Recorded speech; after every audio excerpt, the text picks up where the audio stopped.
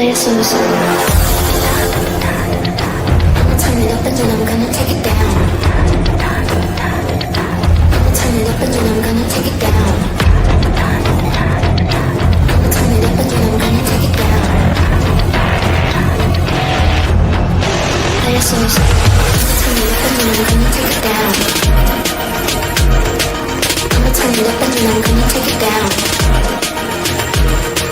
I'ma turn it up and then I'm gonna turn it up and then I'm gonna turn it up and then I'm gonna turn it up and then I'm gonna turn it up and then I'm gonna take it down.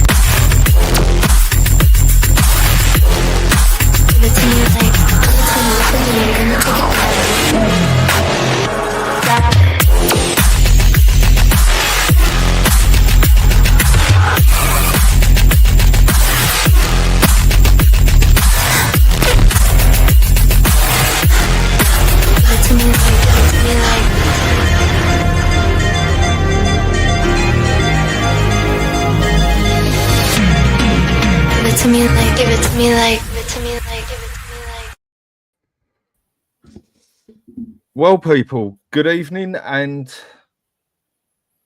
there we go. The shit has hit the fan. It has happened.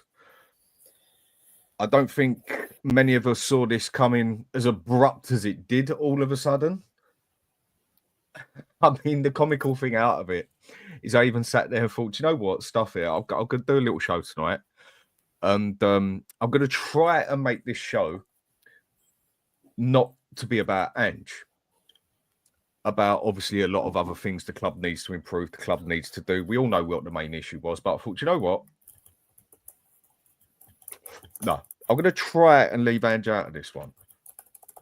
Set everything up and that. Sit down. I've got about an hour and a half to go, something along them lines, 2 hours, whatever. Sat down, thought, you know what? I'm going to chill out. I'm going to play my PlayStation, have a coffee, chill out, and then next thing I know, comes up on the phone, Ange sacked. I'm like, couldn't you just sack him in the morning?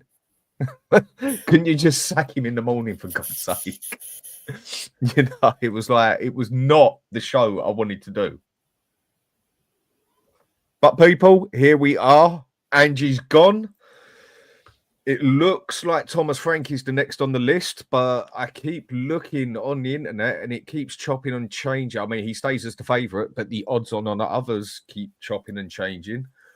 I'm sure we will find out soon enough. There's going to be a lot of people happy with what's happened, a lot of people pissed off with this happened, and it is what it is, basically. We just have to deal with this one. How Spurs are going to deal with it, how the fans deal with it, we shall see. So, before I come to you, Dan, I'm going to say hello to a couple of people on the chat, and then obviously we can get with it. And Harry, he's gone. Big up to you, mate. Yes, he is. Daryl Denton, always on here, mate. Good to see you. This should be the wake up, the fan base. Football ain't run on emotions or feelings. This is elite football. There you go, mate. I'm 100% with you on this one. Do we ever act like an elite club, a big club? No, we don't. Have people been asking for Levy to do what is right for football? For me, he's done what is right for football.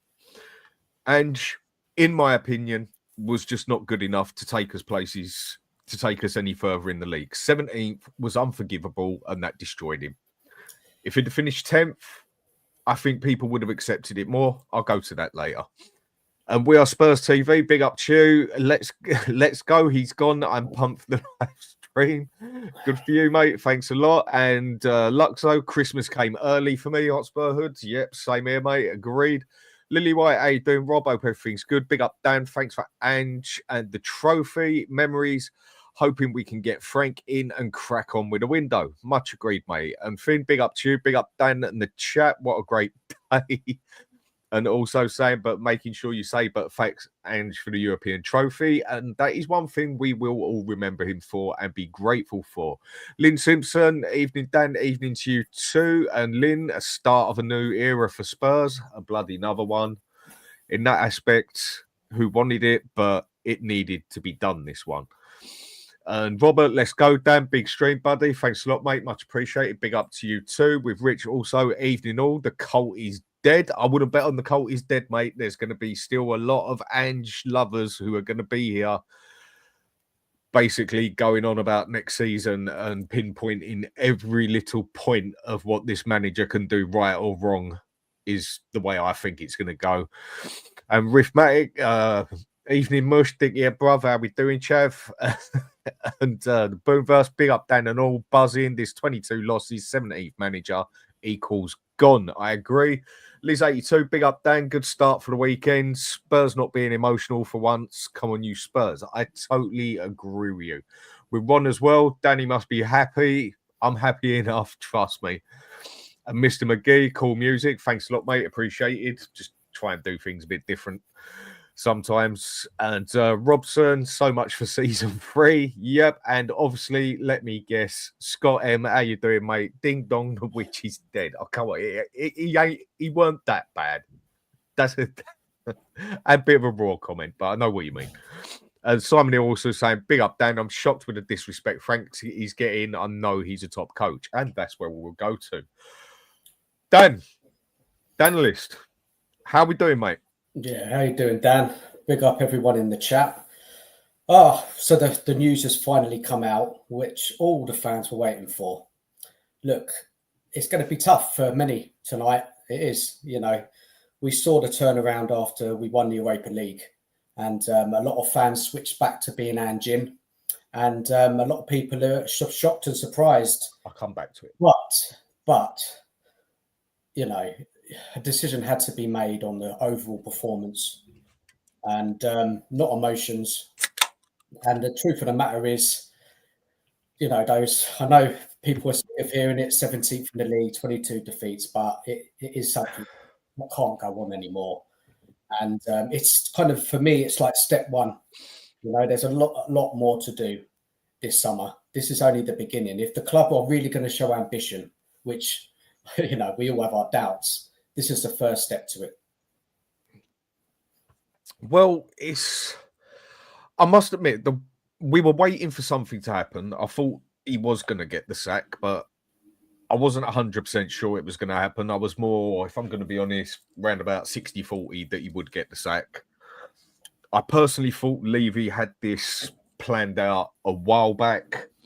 Whether it goes back to what I say, whether Levy agreed with him on, like, the league was already done and dusted by Christmas and we weren't getting top 5, and he just said, just focus on the Europa, this and that. It's all ifs, buts and maybes. We don't know. But for me, the fact is 17th in the league is unforgivable. I mean, do you think if he'd have finished 10th, he'd have got another season? Is it the 17th that killed him, basically? Dan, I'm going to come back. There's a problem with my mic, mate. So I'm just going to jump out and come back in. Yeah, cool. No problem, mate. I mean, I do think if the fella would have ended up 10th in the league, 11th in the league, I think a lot of fans would have been a lot more accepting, basically, in the aspect of, right, the season ain't good enough, 10 ain't good enough, but we got a cup, Champions League, whatever else. I can give you a bit more forgiving and give you to the next season. I think a few people would have been more accepting over that. It's just the fact that it was 17th. The only 3 worst teams in us this year got relegated. I mean, Rob, big up to you, mate. Hope you're doing well, mate. I mean, I think the decision was made some time ago. I totally agree. And the trophy delayed the announcement. Big up, Dan. Big up to you. Yeah, that's what I'm thinking as well. I think this decision was made a little while back. How far back? We don't know. Was it 6 weeks back? Did he agree with him at Christmas? Look, I'm going to keep you to do the league, to do the Europa Cup to get us in the Champions League because Levy needed it so much. And we're just not going to know on that one. But I mean, Dan, do you think if he'd have finished 10th, 11th, let's say between 10th and 12th even, do you think that would have saved his ass for the next season? Is it the fact that it was 17th that destroyed it? Yeah, definitely. Yeah, it would have. You can't have that many defeats in the league season. You know, you have to look at the bigger picture. And obviously the club have taken time to decide what's best. Obviously, it's been a real tough decision because of winning that Europa League. But yeah, 10th place, I think, maybe even 12th. He probably would have got another shot at it. But, you know, the facts are the facts. The league performance wasn't good enough. And the club have had to make a decision to move him on. I mean, with that, I mean, Frankie's the one we're obviously talking about because it looks like he's going to be the next one in. And a lot of people already on his case. I feel a lot of people are on his case because they loved Ange so much, but I do also understand the other side from other people saying that they feel this is a bit of a step sideways. Yeah. Frank, I won't say he's my first choice of manager, but I do think he's a very underrated coach. And I think that is what he's needed at Spurs. And when I do look at Frank, I do see similarities of what I saw with Poch at Southampton. We're not going to know until he gets that chance, if he even gets the chance. I mean, I know you've spoke about it many a time, so Vi, but not going to go on about it the whole time. But what do you think on the idea of being Thomas Frank in? Do you think he can actually progress us? What can he do for the team? I think he will stabilise us. How far he can take us is a different question, isn't it? We don't know. He's a good manager. I think he deserves the chance to come to a bigger club. I would take Frank. I mean, if you look at the reaction from the fan base, a lot of fans are underwhelmed. They think it's a sideways step. Look, people obviously wanted to keep Ange. They don't think it's any different. But look, Thomas Frank hasn't been given the chance to manage a bigger club, has he, with a bigger budget and challenge, you know, play in Europe, you know, test himself, you know, and it's a bit unfair. I mean, we won't know until, if it is him, we don't even know, do we, Dan? Is it? It's not even 100%, is it, that is Frank? No, but it's looking, I mean, I keep clicking through the odds at the minute as we speak, basically. And it is looking more than likely that it is going to be Thomas Frank. I mean, he's like some are saying like it's a 1-4 that he's going to do it. Some are saying that it's a 4-10, and the odds on it at the minute are Thomas Frank 3-10, Marco Silva 4-1, Glasner 9-1. So he's not completely out of the question. Xavi Hernandez 12-1, Kieran McKenna 16-1, Iriola 16-1, and even Michael Carrick at 16-1. So for me, Thomas Frank at 3-10, it is pretty much saying he's a front runner. That is what's going to happen. And it's very rare that the bookies get it that wrong. So would you be happy with him? Would you? He wouldn't be my first choice. I mean, for me, Glasner is definitely up there in my first choice. But I would be happy with Frank because I think he is a significantly better coach than Ange. Yeah. I think it does come down to a lot of if, buts and maybes, yeah? If it comes down to this fact that we've got this project, we've got this process or whatever, which is another question we all keep asking. We keep hearing about it. Some like the word, some don't. Is there a project? We don't know. But if there is, I think he's a sort of coach that you need for this so-called project. Whether I agree with the project or not is not what I'm on about. He's proven he can manage with what he's got. He can play with the cards he's got. He can adapt during games when needed. It didn't take him nearly a whole year to do it, for God's sake. He's shown he can work with young players. He's shown he can progress players into better players. I mean, for me, under Ange, I think there's only 2 players that we can say have anything to walk away with saying that they progressed. And that's Johnson, just for the sheer fact that he got 18, 19 goals, whatever it was, 18 goals. Yeah. And you can see Bergvall progress during the season. Can you honestly give me another player that you would say progressed that didn't actually regress as a player? Well, there's not been enough progression. This is another problem, isn't it, with Ange? There's not been any. The league form results evidence it. And you look at Frank and what he's done at Brentford. You know, he's brought them into the Premiership. He's made them a competitive side. Look, when you're managing Brentford, you only can take them so far, right? They don't have the budget. They don't spend a lot of money. They buy gems, and his coaching staff and him are the ones who got that team going. And they've had some fantastic results against some of the big teams, you know, since he's been there. I mean, he has his style of play. He can defend, he can attack. They scored a lot of goals last season. Then you hear the kind of question around Frank that he's had a lot of losses. And they compare that to Ange's losses. What do you think about that, Dan? It's 2 total different clubs, isn't it? 2 total different sizes. I mean, for God's sake, we are talking about Brentford. Not bad. We are talking about Brentford, basically, aren't we, for God's sake? And Brentford are not even expected to be in the top 10. He managed to get Brentford up, and he's kept them in the Premier League for 4 years. That deserves a bit of credit on its own. And I'm not just saying that because he might be looking like he's coming over at Spurs. I was saying that like last season and the season before. I mean, would Ange be able to bring Brentford up and keep them up? With the way Ange plays, for me, he gets a team like Brentford relegated. I mean, I think the manager deserves a chance, basically, at a shot at a bigger club. I do rate Thomas Frank. He's not my first choice, but he's one I would definitely be happy with, who I think is a significant improvement on coaching abilities than what Angie's. Yeah, I like him. I like his personality. I like. We've all seen him, haven't we, behind the scenes, speaking to his team, motivating his team. He clearly knows how to set up a side, organised in the defence and attack, and that's what we need. The problem with this season is that we haven't had that balance, have we? We haven't had it enough. No. So I mean, Frank is, you know, it's a good choice. I would be willing to see how he got on, but again, Dan and Ian, it's about the board, isn't it? What are they going to do in this summer transfer window? Are they going to? A lot give is him going to the come players? down to it. Yeah, it is. I mean, where it comes to this one, just real quick, Jacob. We're a top 4 trophy is back, and we're back to Spursy indeed. Shame on Ange to bring silverware. There's no shame on Ange at all. I think you're judging too many books by its cover here, fella, yeah? And I've said fair play to Ange for getting the cup, and he deserves all the credit he gets.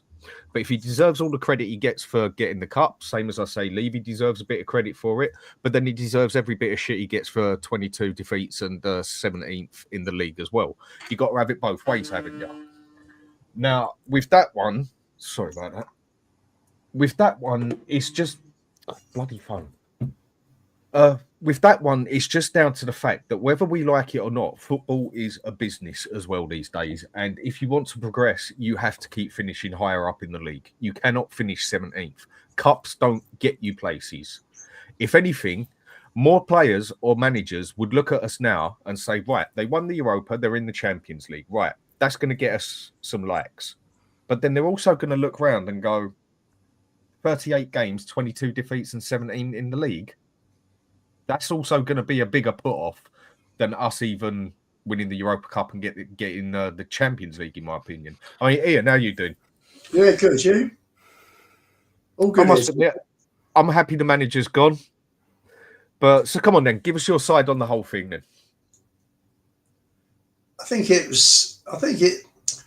funny, my son said to me before, he said, and he summed it up quite nicely. He said, it's sad that Ange wins a trophy and goes and can't carry on. He said, but necessary because of everything else that he's involved, that he's done. All the other areas of being a manager, that unfortunately hasn't done so well on. So for me, it's the right decision. Levy has made a correct decision for a change. He got this one right. Mind you, he must have, Munn's gone as well. Munn brought Ange in. Levy's choice to bring in Munn. So, Levy's again got away with it. He's brought in Munn and Ange, and in effect, he obviously thinks they failed because they've both been sacked. And he's made bad decisions there, and he's got away with it again, which is a shame. For me, I just like to see somebody come in, run the football side properly. If he stays, let him just go on the non-footballing side, but preferably there's a takeover. Let someone else come in and let this be a bright new start for Spurs. I saw a comment. Am I excited for the new season? Yeah, much more, because to think that I'd have been going to watch a team week in, week out, playing the tactics, under Ange, filled me with dread, to be honest. So, absolutely delighted. You can't say, well, I've been to, I don't know how many games, 40, 50 games, 50, 55 games this season, and one or two have been okay. What sort of average is that? Every 20 games, you come away and you're excited. You've enjoyed it. It is sad that the fact of it is that we finally get the manager who wins us something, gets the sack straight away. It is a sad side of it, and I do see the sentimental side and everything else of that he deserves a chance, this and that. I get all that side, but I'm sorry, I just don't work with morals. Not when it comes to work. Not when it comes to things like that. Everyone knows my saying, it's a dog-eat-dog world at the end of the day, and if you want to progress, you've got to do what is right for the football club. Same as if you've had a player for 10 years and he's done brilliant for you, but he's on the way down now. See you later, mate. You got to go. I need someone who's better for that first 11 now. And I do feel we have a very sentimental fan base at Spurs. I do get the side of this, of why some people are angry, saying he deserves that chance and that. I do understand it. I just don't agree with it. But it's each to their own on that. Dan, surely you got to go with what is right to progress. You've got to think with your head, not your heart here. Yeah. We need to do much better, don't we, overall? And on the show the other night, remember we were talking that there's not been a Spurs manager who's finished high in the league and also has won a cup, right? And that's true, isn't it? Right? But why can't we have that? We're a big club. We should be doing both, season in, season out. So, again, this is what we need to aim for. We need to be competitive in the league and also trying to win a cup every season. And we should be able to do both. And it's down to the board, a lot of it, for not backing managers correctly. They haven't really backed any manager, have they? There's never been a transfer window where it's turned around and you said, yeah, that's the one. That's the one that's really going to push us on, adding to the team that we have. So that's what the club need to do. They need to do so much more. Eugene, saying here, mate, HotspurHood, I want to hear the same energy from you for Frank. Yes, man. Well, you will see the same energy from me, the same energy that I gave to Ange when he first came in, and I called him after 7 games and said if he keeps playing these tactics, he's going to get destroyed in the Premier League. But obviously, he's a good enough manager to have different tactics as it goes on, and it showed he didn't. Now, I wasn't Ange out at the end of last season. It was a few games into this one where I turned around and decided he had to go as well. And if the next manager we get in, Thomas Frank, ends up finishing the season and gets us bloody 15th, you could say we've progressed. But again, it's got to go. And I know people will say, how many more times do you want to chuck a manager, get a new one, start again? Well, a new manager isn't the start of a new progress, a new project. A new manager or player is part of it. And you just got to keep going until you get the right one in there, like it or lump it. That's just the way it is. I don't really see it much different to that. Ian? Sorry, there's a comment I've just sent it through on the private chat, Dan, that quite disgusted me. Yeah, I don't understand. We are Spurs TV. I can't remember blocking you at all. You used to be in the streams, my streams, and I haven't seen you for a while, but I can't remember us having something serious like that where I had to block you. So remind me. I don't know, man. I mean, where is that? What point is that? Sorry, it's a bit strong calling me a he's Nazi. trying. Well, mate, let me just get to that one and sort that out quickly then. Or if one of the mods can sort that out. I mean, come on, mate. You don't go saying stuff like that on here, yeah? If it was a different opinion, then it's a different opinion, basically. And you don't go calling people like that on here. I'm sorry, mate. I can't have that one. I'm going to time you out for a bit then. You get one chance to come back on and say sorry. If you don't come back on here and say, sorry, mate, I don't want people like that on here, whether you've been a member or not, that's uncalled for. I think he's gone and used the wrong fucking word. And don't do that, yeah? It's just a different fucking opinion, people. Deal with it. If you like it or don't like it, then say as you wish. But don't go saying shit like that. That's uncalled for. Sorry that I missed that. Second World War. Go and learn what the Nazis did before you come out with stupid fucking comments like this. That's well uncalled for. And idiots. Sorry about that. As I say, Dan, I'm already like 15 minutes behind on the chat, so I didn't. It's all right, mate. I didn't understand what it's all about, man. Anyway, carry on with what you were saying, Ian. Sorry, what was the question? Sorry, Dan. All right, we'll tell you what. The easier way is, you're right, Alex. How you two doing? Yeah, I mean, what do I really need to say? I've kind of made my point on Ange. I mean, I've got to be respectful. The man's lost his job, so you can't go there. You know what I mean? But it was the right decision. It's the right decision on Ange. You know, Daniel Levy has done what a businessman should be doing. Not taking the emotion out of decision and looking at the season as a whole. And he's decided to let him go, which is the right decision, you know. And now we can look at a coach. I mean, I know people. I mean, I'm not saying Thomas Frank is. If it is Thomas Frank is my next choice, no. But at the same time, we know we're going to get a coach. You know, it's not going to resolve the whole thing next season because there's going to be people against it and everything else. But you know, the only issue I have is that there could have been other options as well that we could have looked at as well.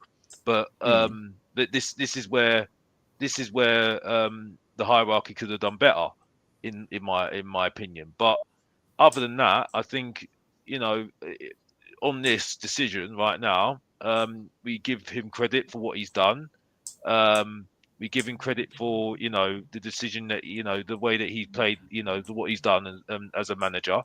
But, you know, unfortunately, you know, we had to let him go. You know, we had to take the emotion out of it. And if he stayed, you know, it would be a problem. It will be have a lot of pressure on the next manager, whoever is the next manager. But it's the right decision, in my opinion. And yeah, that's really what I don't understand, guys, is that the fan base in shock. I mean, I don't understand why they're surprised that this decision's been made. You know, everybody who supports Spurs who's been watching Spurs must have known there was a massive risk that he would lose his job with the league performance. I don't get that part. You would expect that to be like that, wouldn't you? I mean, Maz, how you doing, mate? How are you with all of this now? Because you haven't been Angie's biggest fan. So I'm obviously glad that he's gone. I am grateful that he won us the cup. So not taking that anything away from him, that he's done that, you know. And as the Spurs statement rightly said, he is going to be etched in our history as, you know, the third manager that's done that for us, right? And you have to give him respect for that. As much as I dislike him, I think a lot of people know that I sort of sussed out Ange from the very beginning. He is a serial liar, or you know, he bends the truth to the situation that he's in, which I really didn't like. And I thought that was the primary reason why everything started to fall apart, because it doesn't take a genius to realize the contradictions his his bad decision making throughout his 2 years that disillusioned certain players. A lot of players regressed. We plummeted in the form tables and the league over the 2 years.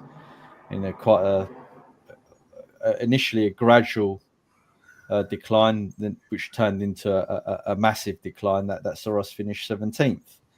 And I'm also happy that obviously the high risk gamble from Daniel Levy and the board paid off, because they did win something and they did get Champions League. And that's obviously some people's side of the argument, right? Is that, well, hold on a minute. If his goal at the start of the season was to get Champions League and win a cup, he's done that. But you don't, as I have had discussions with mainly Stel. He's not here obviously to defend himself, but seeing as I'm from the same channel, I'm allowed to say it. But as I said to Stel, you don't plan to finish 17th and win a cup. You can't plan for something like that. You can't, as a club that should be battling for the top 4 places year in, year out, with the size of club we are, you never plan to finish mid-table or below and then win a cup. That's not, as Daniel Levy would say, that's not in his business model. He never built the stadium for that, right? Now, what I would say, part of me, which I think maybe some people would sympathise with, I sort of feel sorry for Ange, and maybe not for the same reasons that other people would feel sorry for him, is the fact that because the board and Daniel Levy let him carry on for so long, failing, why wait until the end where he has won the cup to then sack him? I think that's a little bit illogical as well. And I think that's bad management from the board. It doesn't make sense, that's not to take away again from him winning or the achievement, but it's like, from his point of view, it's like, well, hold on a minute. If you didn't want me to do that, then you should have got rid of me earlier on. But you did allow me to do it. So why are you getting rid of me? So I sort of feel sorry for him from that logic.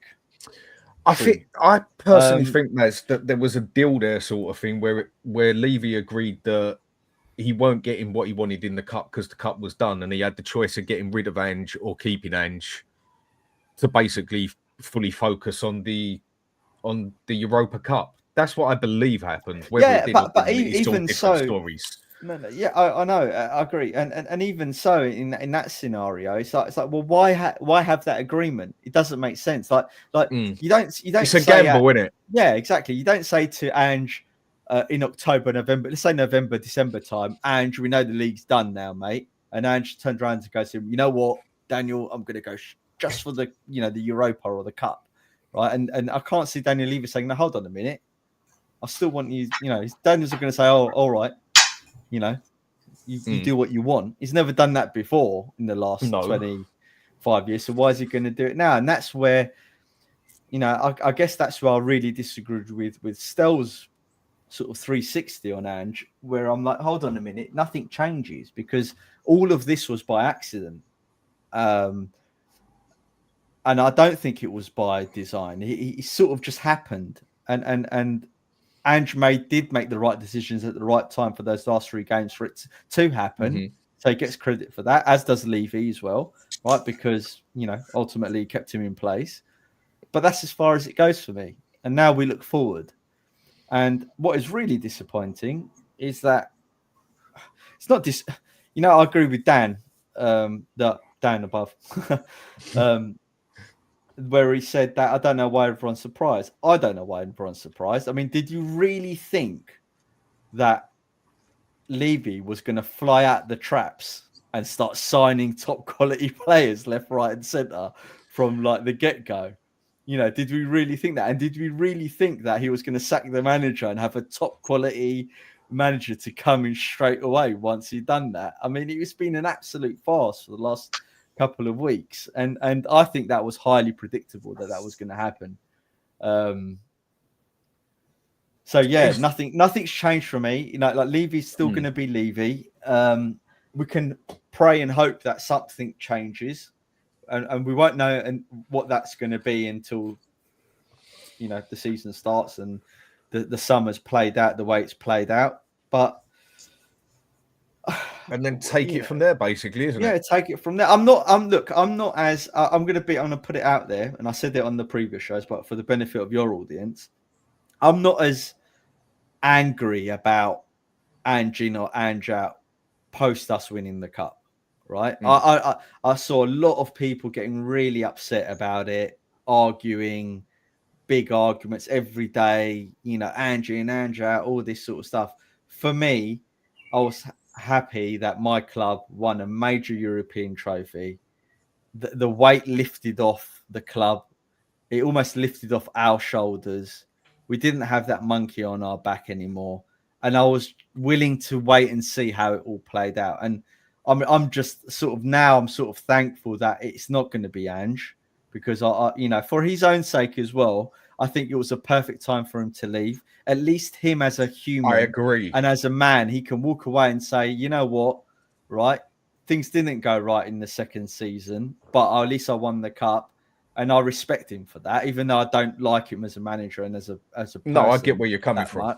But I respect him for that. And I think that is the best thing to happen to him as him as a professional, that he's left on a high. He's sort of saved his career as such, or his reputation. Because otherwise he'd have left with a lot of mud on his back if he'd have stayed, say, 10 games and lost 8 of them, and it would have sort of tarnished everything. Yeah, absolutely. That was already tarnished. He's got left with credibility. That's good for him. It's good for Spurs. We both win in this scenario. There's other, micro effects that have happened with the league placing and the money and stuff like that, which obviously is not great. And I know we'll go into that sort of stuff. But I'm kind of looking forward to what life is going to be post Ange now. But I'm not expecting us to all of a sudden act like this massive club, even though the opportunity is ripe for us to be that.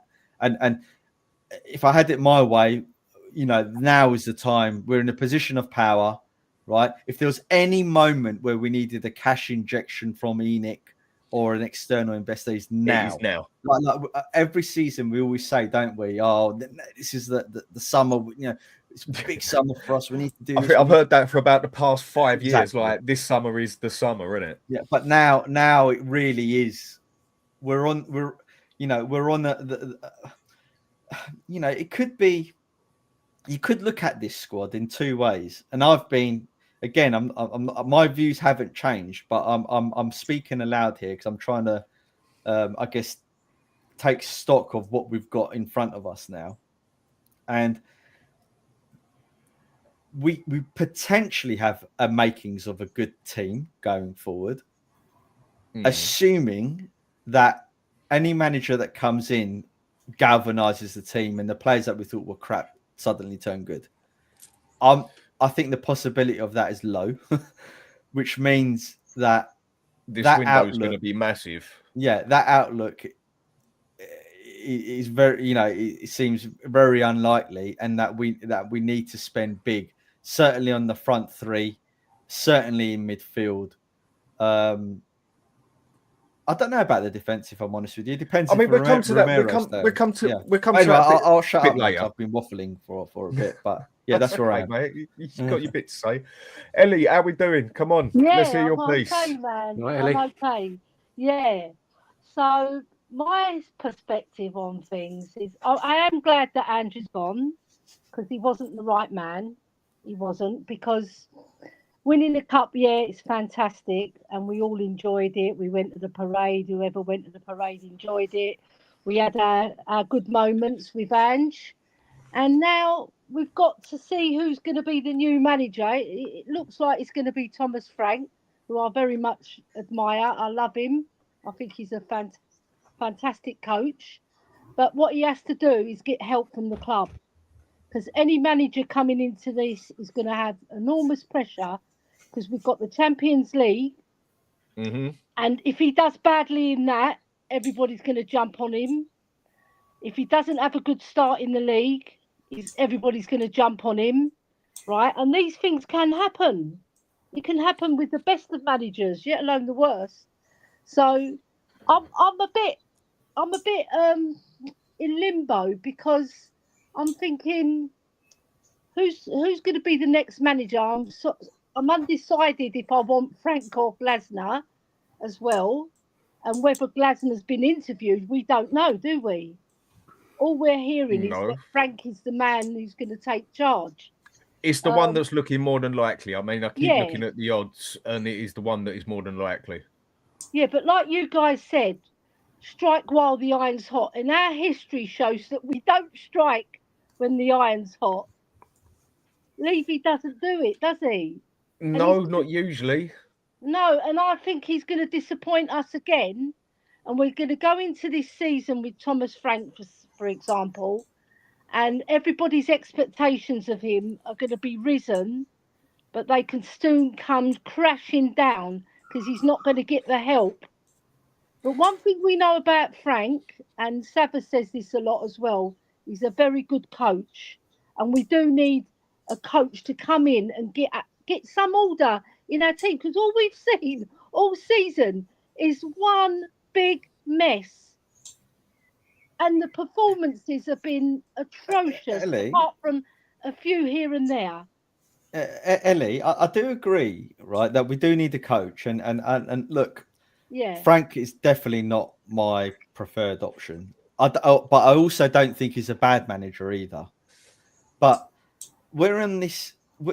What winning that cup showed not only the board and the hierarchy and the players, but it also reminded us what a massive football club we are.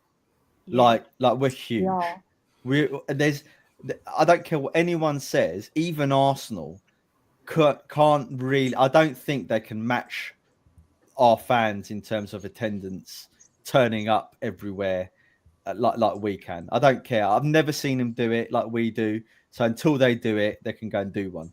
But well, you know, evidence, as everyone says, where's the evidence of them doing that? There isn't, right? And let's face it, there's more of them in South London than there is North London. So, you know, they'll have logistical problems getting there. But it's, you know, 300,000 people turned up for the parade. There was 30,000 people still left in Spain waiting to get back, however many thousand people there were. Right, there was people that wanted to go like myself, that I left it too late because I arrived back from work too late, that I couldn't go because it was just packed by then. And I was like, there's no way I was getting anywhere near North London by that point. So you had thousands of people wanting to go that couldn't go. You know, we would have literally taken over London. And we're you know, the gamble has paid off, luckily, for Enoch. Right, and Levy, and we've got Champions League, and we've got you know, the extra revenue that we sort of missed out on. Although I still think there's more collateral damage that we've taken from finish so low in the league, right? And we shouldn't be thinking. I personally don't think that getting Frank in is a massive step up. I'm not saying he's not a good coach. Step sideways sort of thing. A lot of people are saying that in this is a step sideways. I'm still aggrieved from us not taking the next step from Pochettino's era. Now, I know that you can't magic fairy dust and have that era back, right? And finish second and third like we did before. Because let's face it, Pochettino built one of the most unbelievable teams we've seen at Spurs. They just didn't win anything, but they were, you know, you look at that team and they were just frankly phenomenal. Yeah, all over the pitch. It's one of the best teams we've seen. Yeah, at Spurs, really. I mean, I'll keep on point. I'm going to digress, but so where I'm getting to, sorry, Ellie, I'm waffling now again. But, where I'm getting to with it is that I feel that Frank is more of a sideward, more of a step that we're trying to take because things have been so bad, as opposed to the type of manager we should be getting because we're a massive club. Do you see what I mean? I get what you're saying. I mean, who else thinks that Frank is a step sideways instead of a step forward? Maybe one step sideways and one step forward. I'm not committing because we don't know yet. because we don't know how he's going to handle a bigger club as well. Because at Brentford, you're comfortable, aren't you? You're not expected to win anything. At Spurs, although we haven't won anything until now, we are expected to win things. Yeah, at the club, the fans' expectation, especially, is to win things. The club haven't produced anything to get us there. You know, they haven't helped any manager. So I'm sceptical about the owners more than the manager. And Lubo agree with that as well. Yeah, I mean, Ian, we going sideways? We going No. backwards? We going forwards if we get Frank? You know, there are plenty of good people that never get proper opportunities in life. Not just football, I'm just talking generally. And I think Frank falls into that category. You know, give the guy a chance at a big club and see how he gets on. I think, you know, he's working on it. You know, it's the second lowest wage bill in the Premier League. Yeah. He's had a 71 million net spend in 7 years. I didn't realise Brentford was that low. I thought they was about 14th, 15th. I didn't realise they was 19th in their wage bill. They are. Until Sava said that a couple of hours ago, I was unaware of that totally.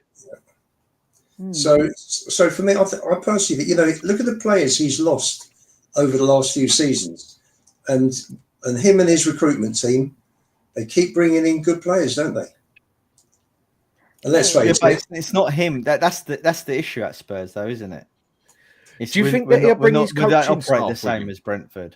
We don't. No, we don't. It is our scouting team, but do you think he'll bring in? Do you think we're going to have a new scouting team in there? Do you think he's going to bring in?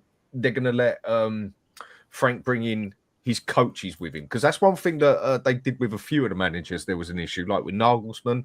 He wanted his coaching team there, and that got said no to it as well. I mean, from the whole thing that we're looking, I mean, Mason's gone. Got himself a job as a manager now. Where was it? West Brom, is it? He's gone, if I remember right. Yeah, that's right. So that's Mason out as well, and it looks like, from what I've read, Munn's done as well. Do you reckon there's going to be a whole big clean-up inside the board as well? I hope so.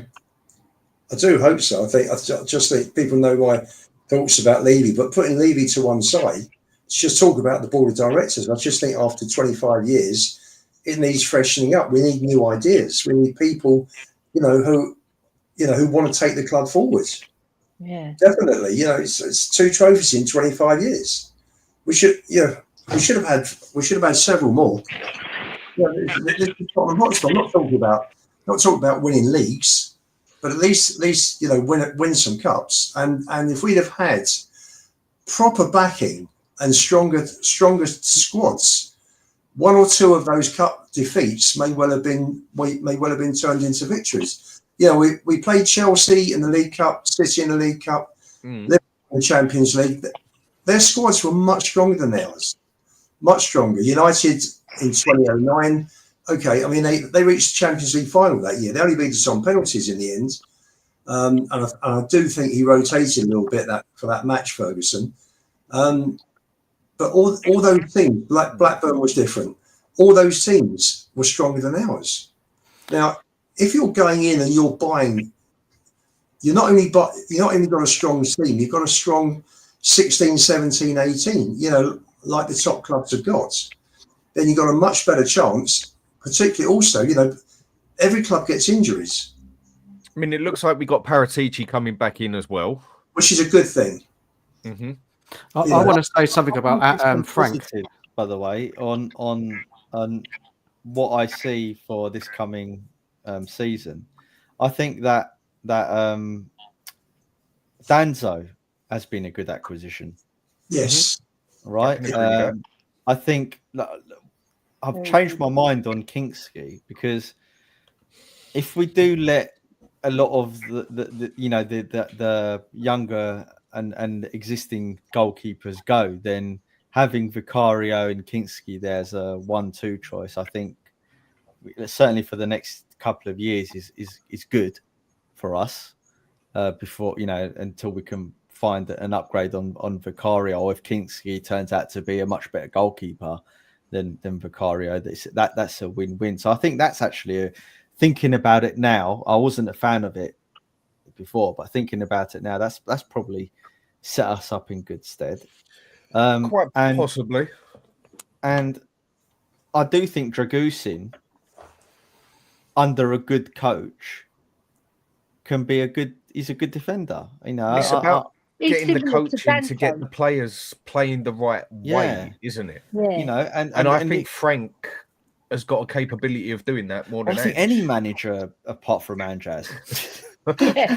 So, guys, Frank, you know this question, Dan, about is it a sideways step? Yeah, go on, mate. We can't answer it. He's managing Brentford, right? He hasn't had the opportunity to manage a bigger club. So Right. so if we're looking at this, say it is Frank who comes in for the next season, what does he have to do? What does he have to achieve? So you could compare him against what Ange has done. What would be the thing his is, Dan? But I think it's a sideways step until it's not, right? So yeah. I'll give you an example of that. So when Redknapp came to Spurs, he's done really well. He's one of my favourite ever managers. I think the football that Redknapp played was better than Pochettino's football. I think it was sensational. It was my favourite ever sort of like football-wise team that I saw at Spurs. But he obviously left, right? And we got AVB. And obviously there was people were like, oh, AVB, that sort of wasn't a downgrade. That was more like a side sort of step for Spurs, but it was a similar caliber to Redknapp. And when you look at actual AVB's sort of points record, it wasn't too bad in all fairness to him, although he wasn't the right man for us. And maybe we sacked him prematurely because he went through a bad run, but it is what it is. Then Pochettino came in. Now, so if you go from Redknapp, AVB to Pochettino, at that point in time, everyone was like, okay, fine. Pochettino played some decent football at Southampton and he was an up-and-coming manager. But that wasn't exactly a side grade. That was more of a downgrade at that time, right? And certainly the first year or the first 8-9 months of his tenure until things really started motoring on at the tail end of his first season and we nicked fifth, right? Everyone was like, oh, this is not good. And then it turned into a brilliant acquisition. So to answer your question, Dan, I think Frank has to do that. I think that he has to show us that we're on that upward trajectory, that we're going up the league, that not necessarily playing good football, because people know my feelings on that, but that we're doing this rather than that, and that will be a massive improvement on Ange. Whether or not he can replicate what Pochettino done, I don't know, guys. Like, here's a I question relate to the him panel. to Poch because I just see similarities in what he's doing right now. Is similarities to what Poch was doing at Southampton, i.e. having a smaller team and keeping them stable. I mean, well, when Poch was at Southampton, they was actually doing pretty goddamn well. But again, Poch hadn't had a chance for the next level either. It was, you can say anything's a gamble. But go on, you was going to ask a question. I was going to say, like, do we really want to see Frank for the next 2, 3, 4 years? Is he really the long-term manager that's going to... I know we don't know the answer to this, but that's just what's running through my head, that's going to take us back to where we were from a sort of Redknapp Poch era style team and maybe going after cups. Is he really going to be that guy? I've got no doubt that he will be like a good manager in the sense that will be solid at the back, will have structure. I think he will speak very well to the camera. I think we'll understand what he wants from the team. I think he's a very good communicator. He's a very likable person. So I think we'll love him for that.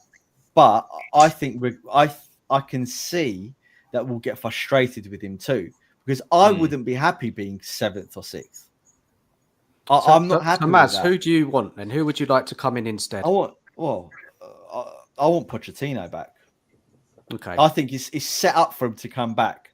Like the outpouring of love if he came back from us being from a high from winning the Europa. If he came back now and got these young group of players, and then we gave him some money to build that team into something, that is what I'd love to see.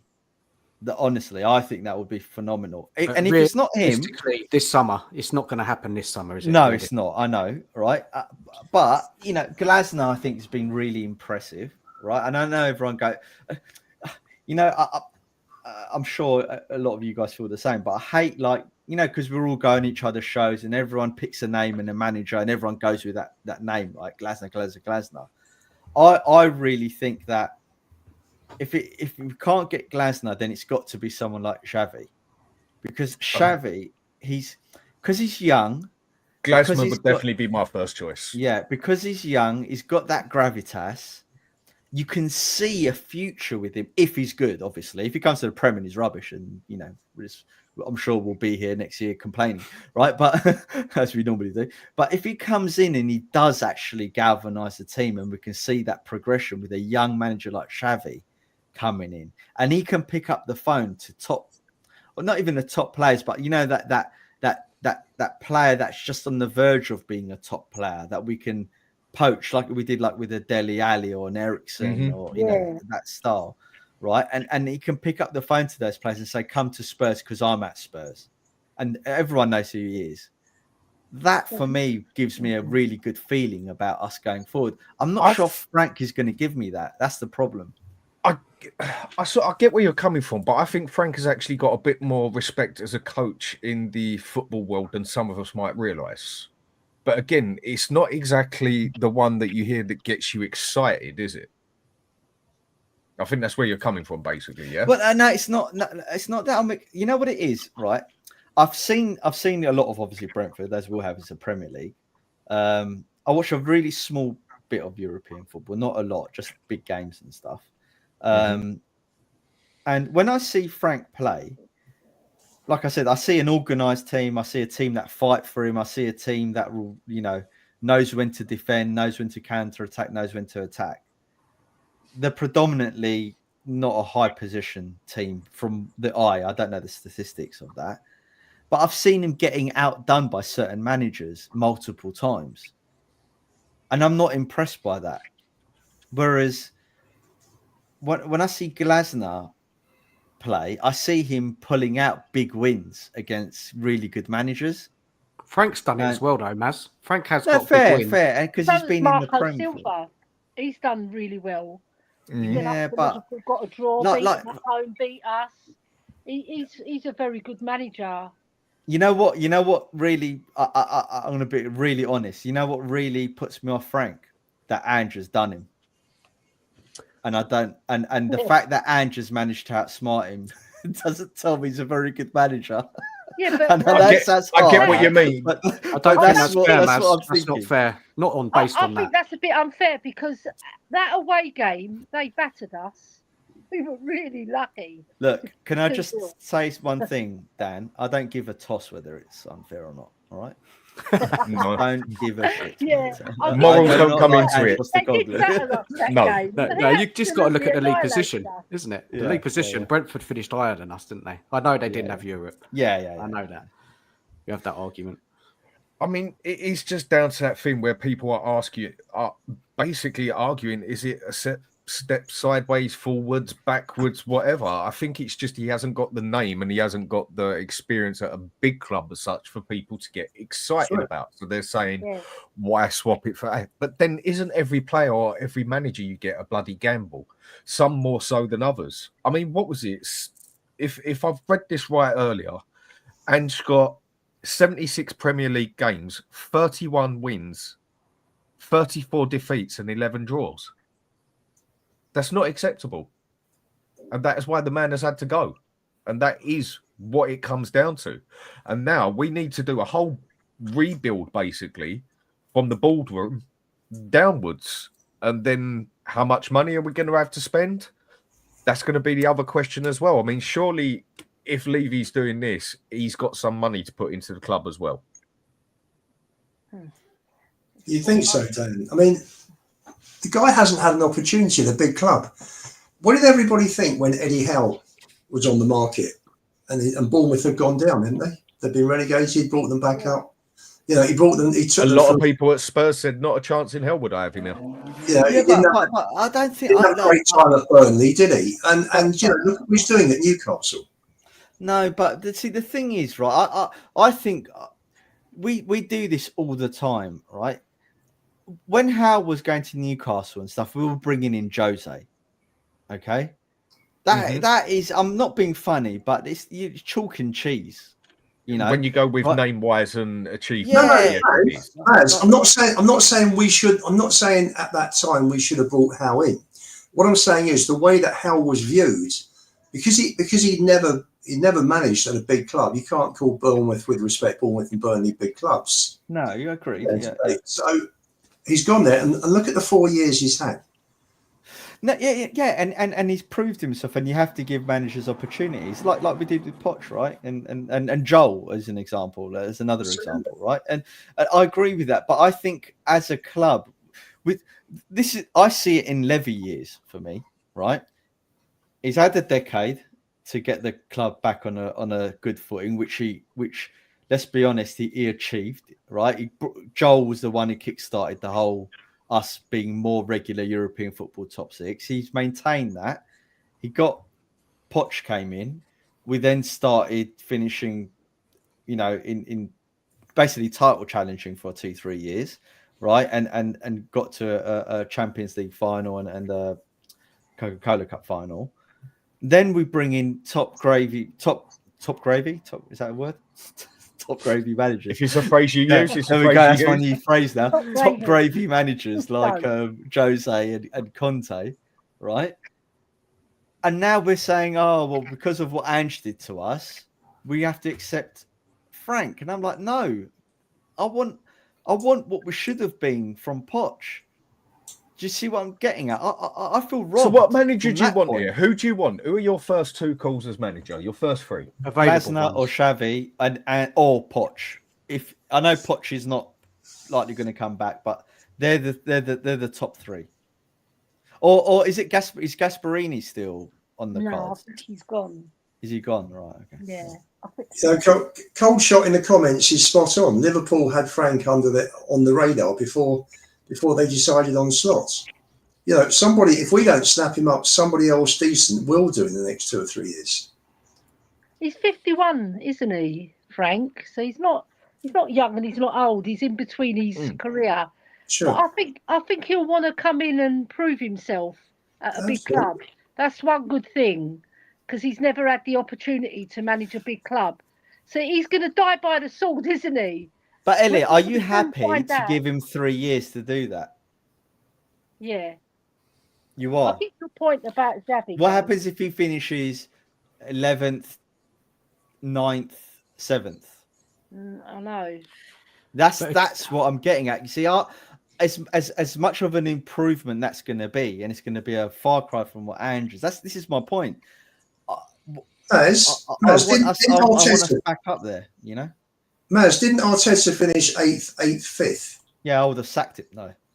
I mean, let's be honest, a proper club, not a joke of a club like Arsenal, should have sacked him and actually got a manager that doesn't bottle things.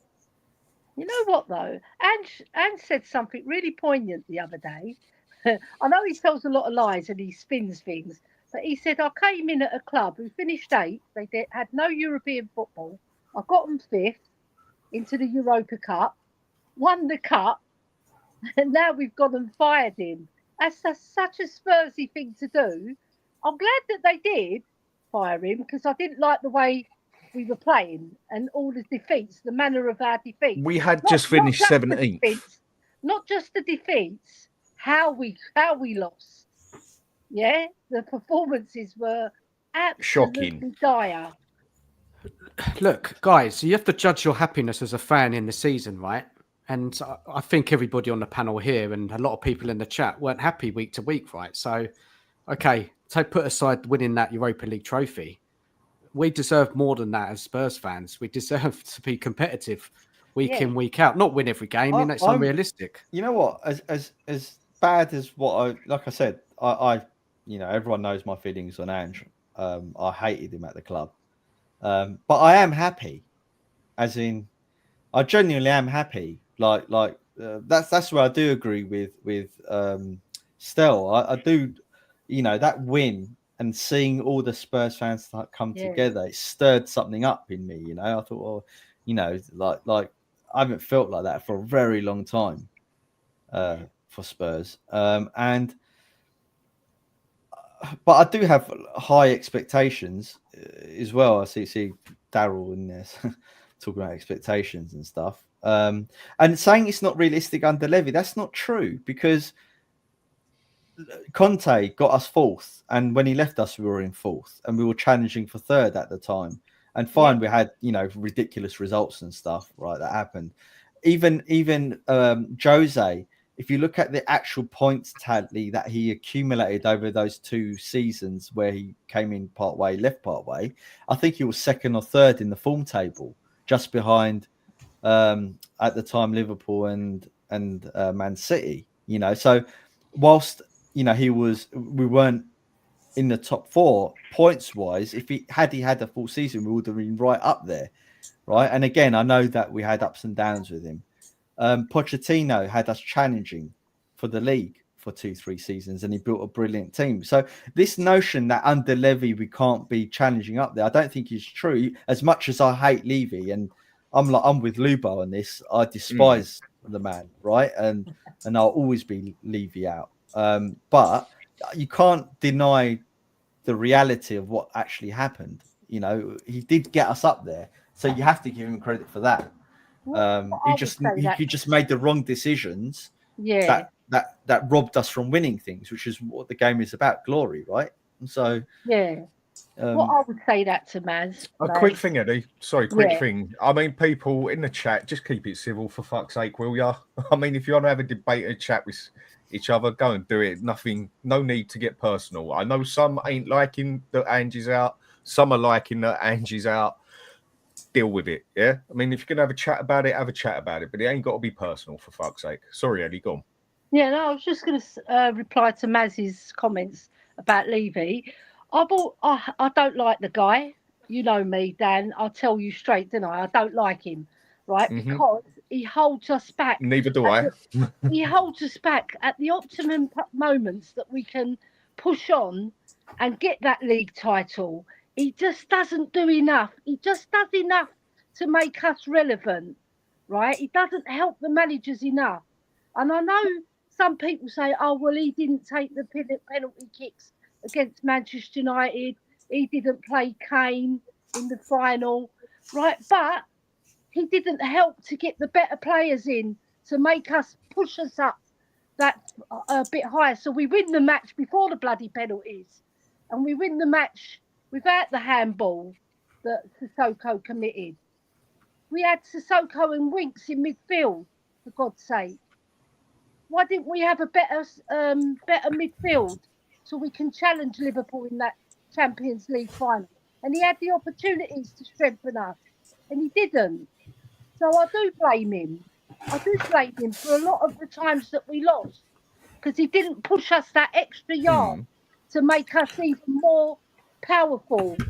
And because to get above Liverpool and Manchester City, you've got to be right up there with the best players. I mean, in that aspect, we're never going to change until Levy goes. We know, we know what the hardcore problem at this place is. Go on, Dan, how you doing, mate? Yeah, I'm good, man. I hope everyone's well. All right, Danny. Yeah, no, all right. I wanted to just touch on like what people were talking about with the managers. Like for me, I don't really care who the manager is. I mean, I would care obviously if it's Glasner or Xavi, because that's who I want. That's who I feel is different. Yeah. Now, I know what Maz was saying. I disagree with what he's saying about Poch, right? And also the reason I disagree with it is because I know you mentioned, I know you don't like Levy. I know exactly your stance on Levy, right? But for me, that was not Levy that got us to where we were under Poch. That was Poch and his overachievement. No, I'll say why, right? Because Pochettino had a team already there, right? That just weren't coached properly. But he sprinkled in a few players. Harry Kane was there, Eriksen was there, Vertonghen was there, Lloris was there, Dembele was there. They were all there, all of them, right? I agree. So it was the core of our team was pretty much there. But- then we sprinkled a few. Walker was there. Rose was there. So, but what I'm saying is, Maz, right? I think that was Levy's biggest problem was the fact that Spurs overachieved because they were never aiming to be that high, the heights that we got to, a Champions League final, right? That was and that was never the ambition. No, I right? agree. You with could never Danny. guess that if you tried. Danny, no, I agree with you. No, and this is what we've talked about. It's not got lucky. It's not got lucky. Levy is fortunate. For Levy got lucky. Yes, that's what I said. I agree with that. I don't. Just one thing, Maz. Hold on. I know your stance on Levy. What I'm trying to do is put the other side of the balance of it, which is I don't think Levy had anything to do with. No, I agree. I actually agree with you on that. I do agree with you on that. I'm just trying to be what I'm trying to say from a higher level. That he ultimately he's the commander in chief, right? So of course he is. So Mike, and I know Sean Butler talks about this all the time, and me and him argue about this all the time.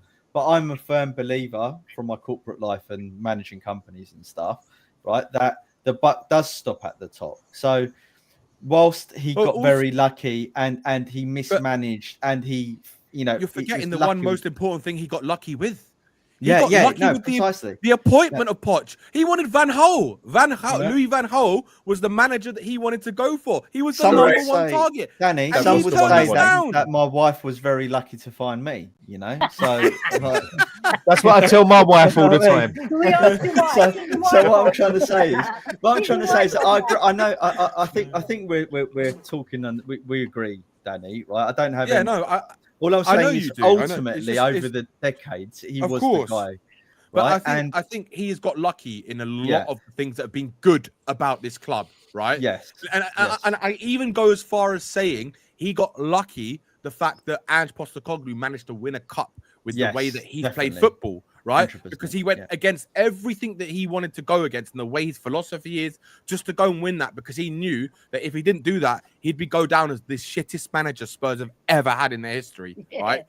Do you know what I'm saying? If he didn't get this, it was a rescue if he didn't get it, for his career in a way, not just at Spurs, but a rescue for his name in life, wasn't it? Also, 100%. But also, I think Levy is also in a position now where whatever he does is going to be frowned upon, whether he sacked Ange, and also what happens next, because he's the one sitting there after the season saying that we have to use this as a catapult now, right? So if people are sitting here telling me Thomas Frank is a catapult, then I'm sorry, I don't know what you're watching, what planet you're living in. Who's saying that? No, I'm just saying, personally, I think if they sacked Ange to bring in Thomas Frank, right, who's never won anything.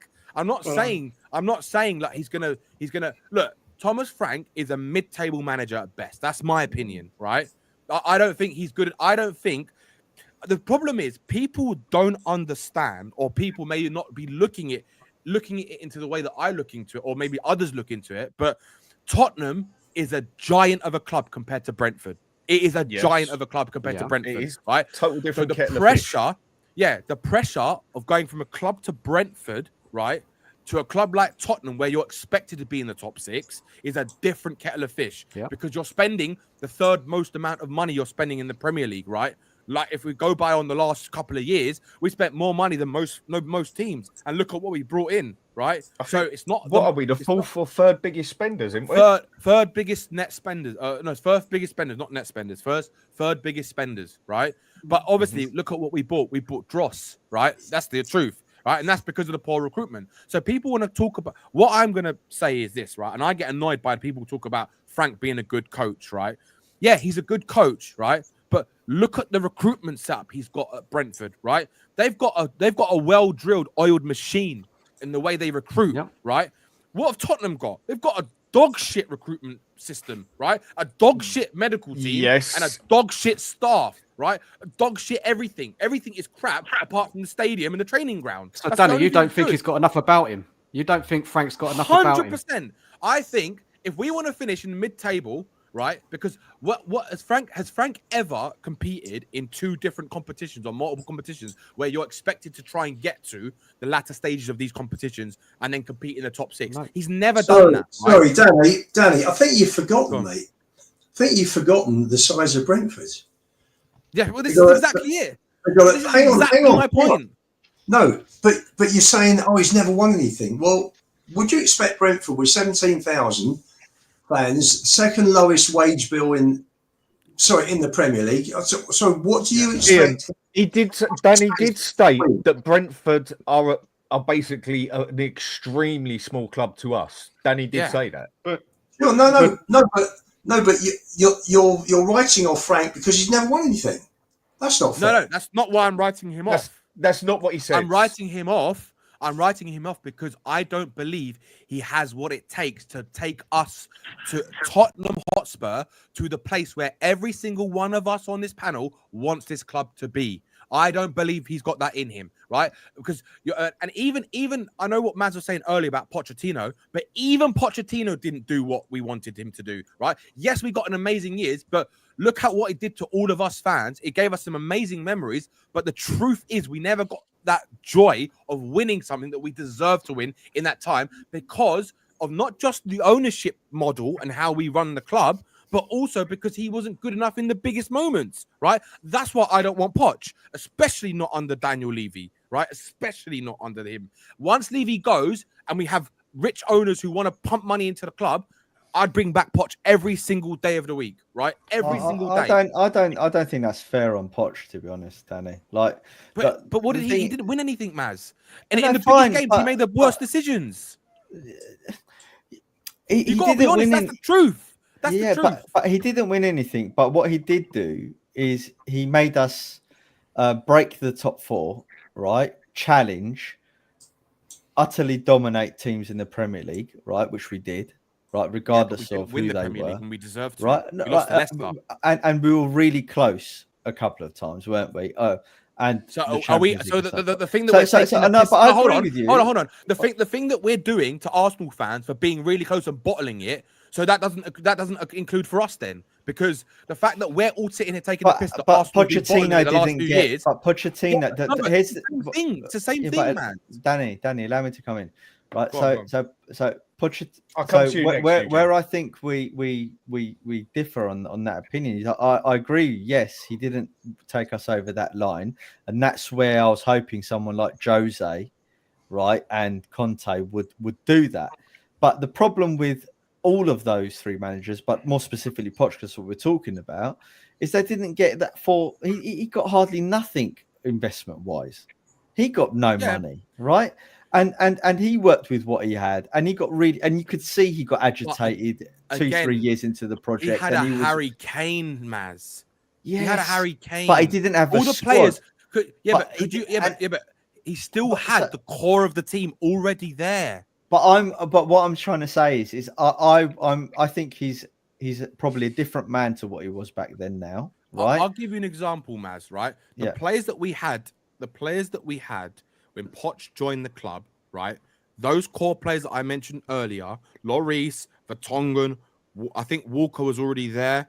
I don't know if he came in. Do you remember if he came in? Was it after Poch or before? No, Poch brought in Wanyama, Toby, and Sonny.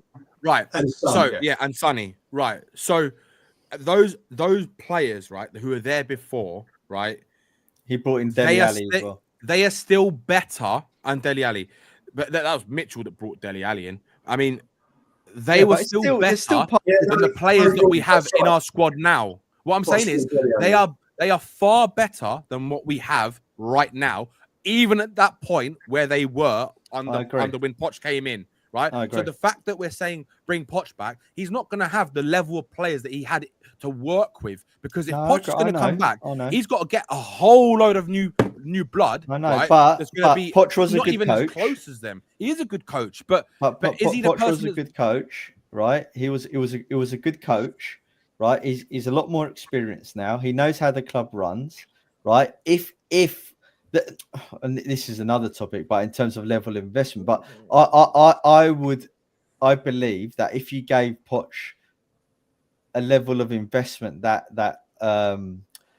Ange has had, and even Conte and Jose, because they had a couple of 100 million as well, and give or take between 100 to 200 million, which Poch was never getting, then I would back Poch to do something. Now, look, I get where you're coming from. We're not fortune tellers, Danny. We just don't know. Right.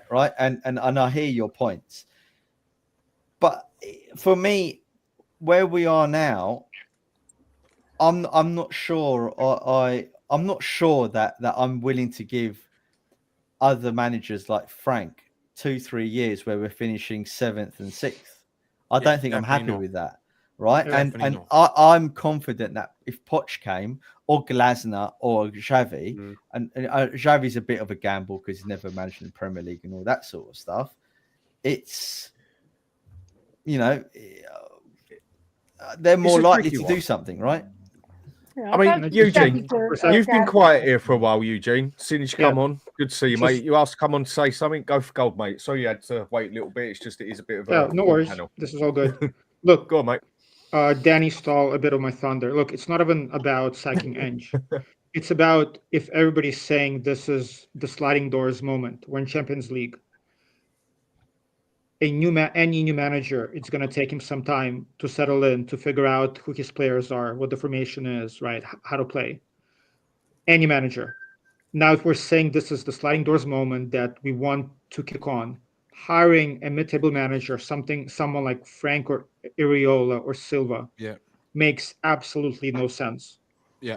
If it's Glasner, Xavi, okay, cool. We're bringing as a Douglas Luiz, whoever. Okay, I see a plan. It makes sense. Fair play to the board and Levy. If we bring in Frank, who again might be a great coach, but there are many great coaches who cannot take a step up and become good managers. It's a risk. Frank is going to come in. He's going to be given a couple of loans, a 19-year-old from Norway, and we're going to have another youth project. So the same people who are saying this is the sliding doors moment, we will be wasting this Champions League year. Next season, we're not going to be in Champions League, and we're going to go through the same thing again and again. So it's not even about Ange. It's about if we do sack Ange, cool. Show me the plan, bring in a manager, but most importantly, the club has some nerve in their statement to say that they want us to compete on all fronts. They got some nerve because that's never happened since Poch. Our squad is shocking. Our front three is a relegation front three. So them wanting a manager to compete on all fronts while giving us this squad is a disgrace. So unless a winning manager with winning pedigree comes in and we bring in some players, the sacking of Ange makes no sense. Frank will come in, is going to waste this season trying to figure out who his players are, who he needs to bring in. We're going to finish top 8, and then we're going to do what we always do. So it's not even about being Ange in or Ange out. It's about I want to see a plan. And Frank, Iriola, Silva, why are we the club that has to give everybody a chance? Why are we that club that has to give Frank his chance? Because we've been through so many managers, and the other problem is here that I think we've got here. He's finishing 17th. Is an elite manager. I'll tell you exactly why. Hold on, Dan. I'll tell you exactly why they want to bring Frank in. I'll tell you exactly why. Because he won't demand the level of players that will need to be paid more money to break our wage structure than actual managers who have a higher caliber, who can attract a higher caliber of player, right? The reason Frank comes in, the reason Frank comes in is because he's not going to command that crazy money that we need, because he's shown at Brentford that if you get the right players, he can coach them, which is what all these Tottenham fans apparently want, right? But what's to say that, what about the Ezes? What about those players who are going to break that 100 grand, 150 grand wage bracket, right? What happens then? Tottenham are going to say no because they don't want to pay that money. So they're going to say, okay, Frank, I'll tell you what, we'll just players. You work with them because you're a good coach. Yeah, but Dan, just last thing. We've got my a lot comment of players about over 100 grand already. We've got three players. We've got a lot of players. Three now. No, Ellie, we've got three. Ellie, we've got 3 players over 100 grand a week. No, because Werner just left. Gone. It's free. Yeah, it's it 3 was players. 4, but now it's free. Yeah, but what does that say for a team that's competing who wants to compete in the top 4? 3 players over 100 grand a week. A club, the richest one of the richest clubs in the world. Just finished Yeah. 17th. All you got, Danny, you got Kulu, Madison, Romero, and Son. They're the only 4 over 100 grand a week. It's ridiculous. Yeah, that's what I said before. That's Ridiculous. disgraceful. We're And all then my sitting here talking comment about Frank, Go on, but being a yes man. I've got an absolute. What's Joachim Low doing? Is he still unemployed? Is Joachim Low still available? Why not give him a shot? He's a proven manager. I'm not a sure massive his advocate nose for that picking guy. and his ball fiddling are going to be the right ticket for. All right, okay. I mean, I like him, but that's just me. Dietrich, I love how him, you by the doing, way, mate? What's your Good, opinion good. on How's the everyone now? doing? I think you finally got what you wanted. Yeah. Go on. And Bitch. can I just say before, Wait, good evening, everyone. Danny's the Evening, biggest buddy. bitch on Right, YouTube. Hang on. Sorry. He got what he wanted, Danny. I've been wanting Ange out since day one. Well, I was Day was one. talking to Dietrich and I was just Yeah, telling I him he know. got what he wanted. So Yeah. go on, Dietrich. Why No, would no, you I got want what I Ange wanted, out and I from day seen one, though? That and don't seeing make Danny sense. cry about it. He's a bitch. So what can you do? When did I cry about it? Well, I know you cried deep stupid- down. You stupid bitch. Yeah, shut up. So So all I bitches, so, calm down. Before I have to get, all I can before say I have is to like get a lead out for both of you. What do you want me to do? Take you Enjoy out for top a 8 walk? Dietrich. Dietrich has already got the dog lead already on him, mate. He's on a leash. no, I'm just Well, gonna what do say I do like, next then? Do I bring out the gimp or say it for fuck's sake? Or is that fucking off? That's what Anyway, Dietrich go on, needs. Dietrich, He's go already through got. it. He's already got the gimp suit ready, mate. I think we already got rid of the Oh gimp. man. Go on, Dietrich. no. First of all, I'm just gonna say like if we sign Thomas Frank, I'm gonna be Frank out because he's not a Yeah. proven manager and he's not Yeah. the type of guy I want to see Spurs. I As much agree. as I hate Ange, I'd rather have Ange than Frank. Fair enough. Yep. Okay. I No. don't think. Look, Give me guys, reasons this is why. what I then, don't Dietrich. agree with. Yeah, let him give reasons why. What's No, your I'll reasons give you a why? reason why. Because first of all, Frank has never managed in the Champions League, never managed a Yep. big club in his life, never managed big egos like Romero and Madison and those type of players. Can you work on the Levy's ownership? I doubt it. And our scouting department and the way we suck at everything at this club. And our fan base is demanding because we just won a Europa League. I don't think so. I don't want Silvas. I don't want this stupid Frank, and I don't want this Areola. I want a proven winner like Glasner. That's all I'm asking. Even though I agree with you, Dietrich, right? I think though that now we have got that monkey off our back, we shouldn't be so damning of everyone that's coming in. Oh yeah, we should. Yes, No, we should. Of course. No, we Yeah, should. but- Wait. We paid the But- highest tickets. We paid the highest tickets. We pay our kids are expensive as fuck. We've waited almost 17 years for a trophy. Now it's time to kick on. We're in the Champions League. We want a trophy. All right. Let's then- demand more. Then I expect everyone to be 100% Levy out. See you at the next protest. Yes, 100%. They should be Levy out. Yep. They should be the next manager. They should not accept the Thomas Frank. Good. We But need surely even you've the got to players. give the new manager a chance. No, I should No? not give anyone So a it chance. doesn't It's like deserve No, well, It's that like- is it's like- where I disagree. it's like I think saying- you should give the new manager. No, a it's chance. like You saying- can't no. judge them like that. no. It's What's like the saying chance? like What does that mean? no. It's What's like saying the chance? terrible. Like let's say you want to talk to this girl. She's like the worst of the worst, but you're like no, let's give her a chance. It doesn't work like that in life. Okay then. You take what's best. That's a terrible real world example, mate. I mean, No, it's true. It's true. Another I'm not real gonna manager. accept. I don't accept First mediocrity. things I first, want if what's she was the best. worst of the worst, why would you be speaking to her? No, That but would you be find out. one. No, but you Secondly- know, people said she's not the best. I don't want to accept mediocrity. I want what's Oh, best. so you for believe what other people All are right, told you about a Dietrich. girl? I'll sort this one Why out she's- here. What about Edin Terzic? No, I don't want those. No, I don't want those Terzic. I don't want this garbage. I want. If you give me the Contes, the Glasners, the Gasperinis, yeah. I'll be okay with that. Xavi. Yeah, but look, we've just finished 17th in the fucking league, for God's sake, yeah? I mean, I know we see things different. I mean, all of us can watch a game of football and every single one of us has spot something that another 3 or 4 don't and vice versa and everything. That's the fun of it. But I think us finishing 17th talks more than us finishing Europa and getting in Champions League. I think more players would look at it and say, fine, okay, Champions League, they got Europa Cup, but then turn around and say they just lost 22 games and finished 17th. Players don't I look at think 17. this has a big effect with They look managers at as the well. wages. No, Yeah, it's they not. look at the it's- wages. They don't Okay, look at you the say. 17. It's No, Obviously, you there's see- more to it, Eugene. I get that. But I'm saying I think they're two main things that get looked at. What I'm saying is I think the 17th has done us more damage than I some disagree- people are realizing. I It's a disagree. one-time I disagree thing. with you because look, what's his name? Inzaghi just went to Saudi for the money. Like, if you pay the money, whatever you finish, you're gonna get this manager. Money talks. The position and players without Champions Sergio League. like these players are look at Man U. They just signed Cunha and Buemo just for the money and for the title of the. Exactly. Like, nobody cares about where you finish. It's all about the money you're about to give. 100%, and it's what I keep telling people, Drix. I do agree with the is money sides. I'm sorry, I can't. If anyone disagrees in the modern day era that money doesn't talk, then you're an idiot. Honestly, and I'll say it right now to anyone. It doesn't matter if you offer someone stupid money; they're going to come regardless of. Inzaghi just left one of the biggest clubs in Italy to go to Saudi. How insane is that? Years ago. 25 million a year. Yeah. If I would pay 25 million to Inzaghi just to take this club forward. I'd go any club if they paid me 25 million a year. You know what I mean? I don't think any manager out there is worth 25 million. I mean, no, went for Pep. No, but the point is just pay the money for it. If you want someone, pay the money. You don't care about it. But that's why the problem is when we did pay the money to go and get Conte and Jose, we didn't do the other thing, which was to pay the money for the players. So it doesn't work.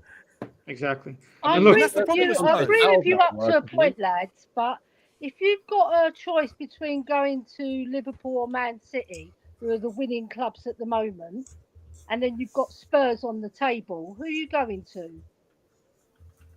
If the wages are the same, they would go to Man City and Liverpool. If you're ambitious, you're not coming to Spurs. If we're ambitious, I'm going to go and give Nagelsmann whatever he wants. The money you can do it. That is a manager I wouldn't say no to greedy personally. for the money.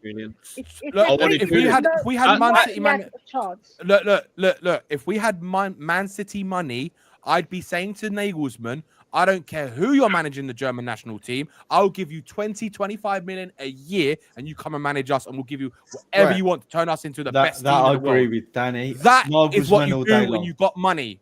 100%. And he will not turn down 20 million a year. I can guarantee you. I know. Nobody would. would. But then we ain't paying 20 million a year either. Yeah, but this is... Yeah, but if we had the money that Man City had, I'm sure we... Or Newcastle. Conte we paid 15, guys, no? For Conte. Guys, we have. Hang on, guys. We paid Conte that. Conte 15. Jose got 15, wasn't it? Conte got 15, yeah, wasn't it? 15. But what did we give him? We gave him Longley. Exactly. Very true. Oh, come on. Exactly. And Rodon. Yeah. And Richarlison. Rodon. And we gave him Matt Doherty. Really? We got rid of Dyer. We kept Sanchez. But that's not a reason not to have them in, though, is it? Yeah, but I'm saying it doesn't work unless you pay. If you're paying money for someone, you don't. It's like what. Do you know what? It's like what Tottenham did, right, with Conte and Jose. It's like buying a Bugatti Veyron, right? Just the shell of it, paying for the shell of it, and then inside it's like a Ford Focus. That's basically what Tottenham did. They paid the money for the shell, and they didn't buy the engine. I'd still rather have those. Like No, but Danny Danny, here's where said. your argument falls down, right? Is the reason why you still want those managers in because they're the type of managers that will agitate, right, and expose. Wait, right? can you, which is Dan, from the beginning. Dan, can you pull up? Hold on. Can you pull up Matt's hold on, comment? I'm not finished. As I'm not say finished. this, Conte already did that. And if you then say, okay, well, we need to get just a coaching, right? That's just going to uplift the team and work with them. Whilst that may be good to a certain degree, it's just gonna be business as usual with Levy, and we're not going to get anywhere. So you need those managers that are willing to have an argument, not like Ange, the ultimate yes man, who just said yes to everything and basically was a propaganda tool for Daniel Levy. So the only way you're going to get that is by having Jose's, Conte's, Nagelsmann's and stuff like that. But Maz, would Frank be a yes man if we're calling Angie yes man? And that's why I don't want to judge him. That is a fair question. Exactly. And yeah, that was my chat when I posted. Can I come in, mate? All these, I'm seeing comments just like this, comments coming through from people watching. Nobody knows if Frank is a yes man, if he's not a yes man. Yes, we no, we don't. No, we don't. Yes, Let me tell you. Yes, we do. Let me tell you. We don't Sorry, even know let me hear me out. So you're working at Brentford, are you? You guys are working at Brentford, and you know his relationship with Matthew Benham and Clifford Crown. Yeah, you know his relationship with the bosses at Brentford. I But know right now, Daniel Levy's Tottenham should be a relationship yes with man, 'cause everyone. In fact, you guys haven't got a clue. Let me tell you something. This guy, sometimes people come from unprofessional clubs, right? They don't have to have an Aussie on the end of their name. Sometimes they deserve to come up. They pay their dues at lower clubs, and they come up and they do well.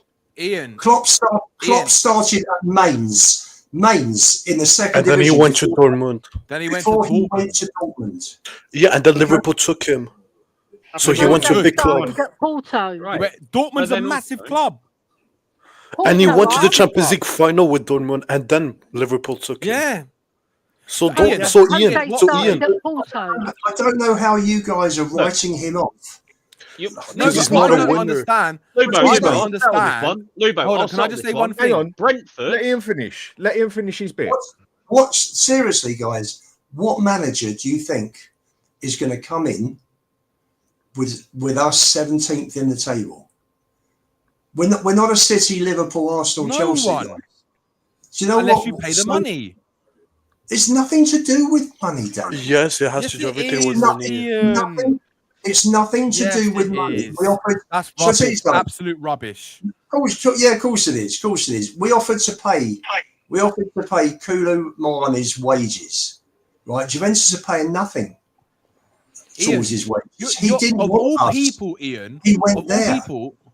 all people, you're the person that should understand exactly why money talks. Because when you've got someone like Daniel Levy and every manager can see exactly how he runs a club, why do you think managers don't want to come? It's not because they get paid good money. It's because they can't do what they want to do. That's a lie. That's Because the- Jose Mourinho. He didn't do what he wanted to do, Alex. What are you talking about? That's a lie. That's a lie. That's a lie. Jose Mourinho came here. Alex, Antonio he Conte got came here. sacked. He got sacked 5 days before a final because Yeah, I he know, wanted to but- prioritize the final. So what are you talking Yeah, about? Very but What are you I'm sorry, talking but- about? Yeah, but no, He but still just to get to your argument, by the way, Jose Mourinho came here, so that Yeah, because he got paid a lot of money. blows on your the promise. argument out the window. It Blows doesn't your blow argument out any, the window. Alex. It Antonio Conte only came in. strengthens my argument because I'm saying to you that Jose Mourinho came here because at the time he believed that he could change this with what the club told him. And we just lost in the Champions League final, by the way. Yeah, and we just Right. exactly right. So at that point, we're at a point where if you invest into the squad, you might be able to change a fortune. And what did we do with Jose Mourinho? He wanted players that Tottenham didn't want to buy because they didn't want to push the money out, as always. And what do? We go and sign Matt Doherty as our right wing back. Seriously, Yeah, but seriously. But for the I'm first sorry. time in a long You time, lot are actually, literally you're so fickle because you forget exactly bro, you what's don't happened at this club. It's unbelievable. You don't talk to the main event like that and say that I'm fickle. I'm not fickle. Alex, I'm true. you're not the main event. I'm the because truth. You're And not one talking thing I will delusional, say- mate. And let One him thing- finish. One thing I will say. Let Alex come right, in. and this is the first time in a long time, Ian. Don't get used to it. I actually agree with Ian. What he's saying, by the way, about the fact that we were 17th. Because you guys are losers, that's why. No, You think like losers. Yeah, you do. I Yeah, you do. agree. Hang on, Drix. Let Alex finish. Let No, Alex no, finish. no. I can finish, but they're Let talking Alex like finish. Let him finish. Let him finish. He's talking bollocks. Either Give way, him 5 let him minutes finish. of fame here, guys. The point is though, he's making a fantastic point. Yes, we won the Europa League, yeah, but the fact is we were 17th, right? So at the end of the day, beggars can't be choosers, like they say, yeah. And there are loads of other coaches and top managers we need to get. Right, it's not all about money. The managers want to know what is going on, what is going to happen next. You know what I mean? All about money. Football's all about money, Alex. And top managers can come. They can come because it. Why do you think the Premier League is so? Why do you think the Premier League makes more money than any other league in the world? Because of the way the Premier League is advertised and marketed, right? Why do you think Palace make more money than AC Milan and Juventus? Exactly. So don't talk to me about it's not about money. It's everything is about money in life. Everything. That's the problem in this world. It's all money orientated. Tell So Daniel don't Levy talk- that. it's not about Hang on a sec. Hang on. Dan. Bruno Fernandes. Hang on a second, Ian. Ian, hang on. Yeah, and we got Gedson Fernandes instead. I know where Ian's going with this one, yeah?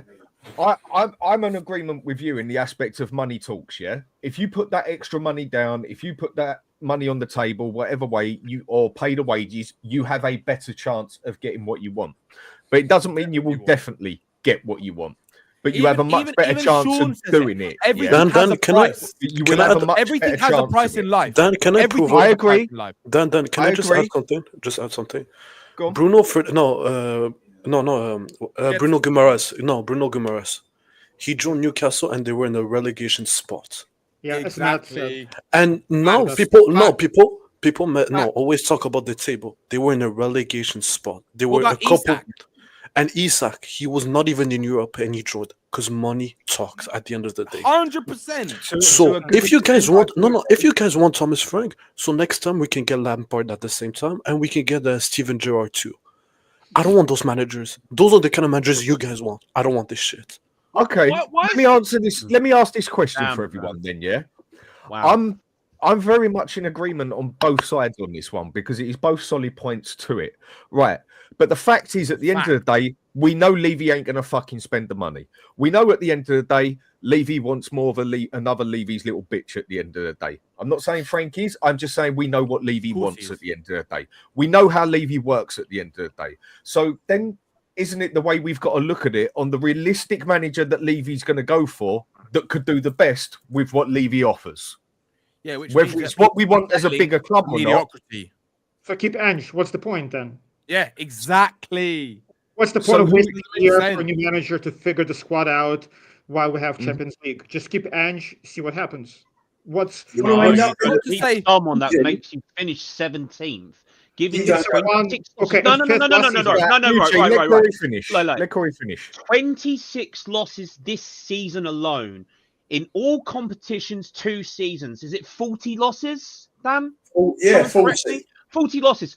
Pochettino in 5.5 years, 42 losses, 5.5 years. The guy He knew hasn't how won an to away eke game in out- 12 No, months, no, no, no, no, Pochettino. no, no, no. I'm talking, right?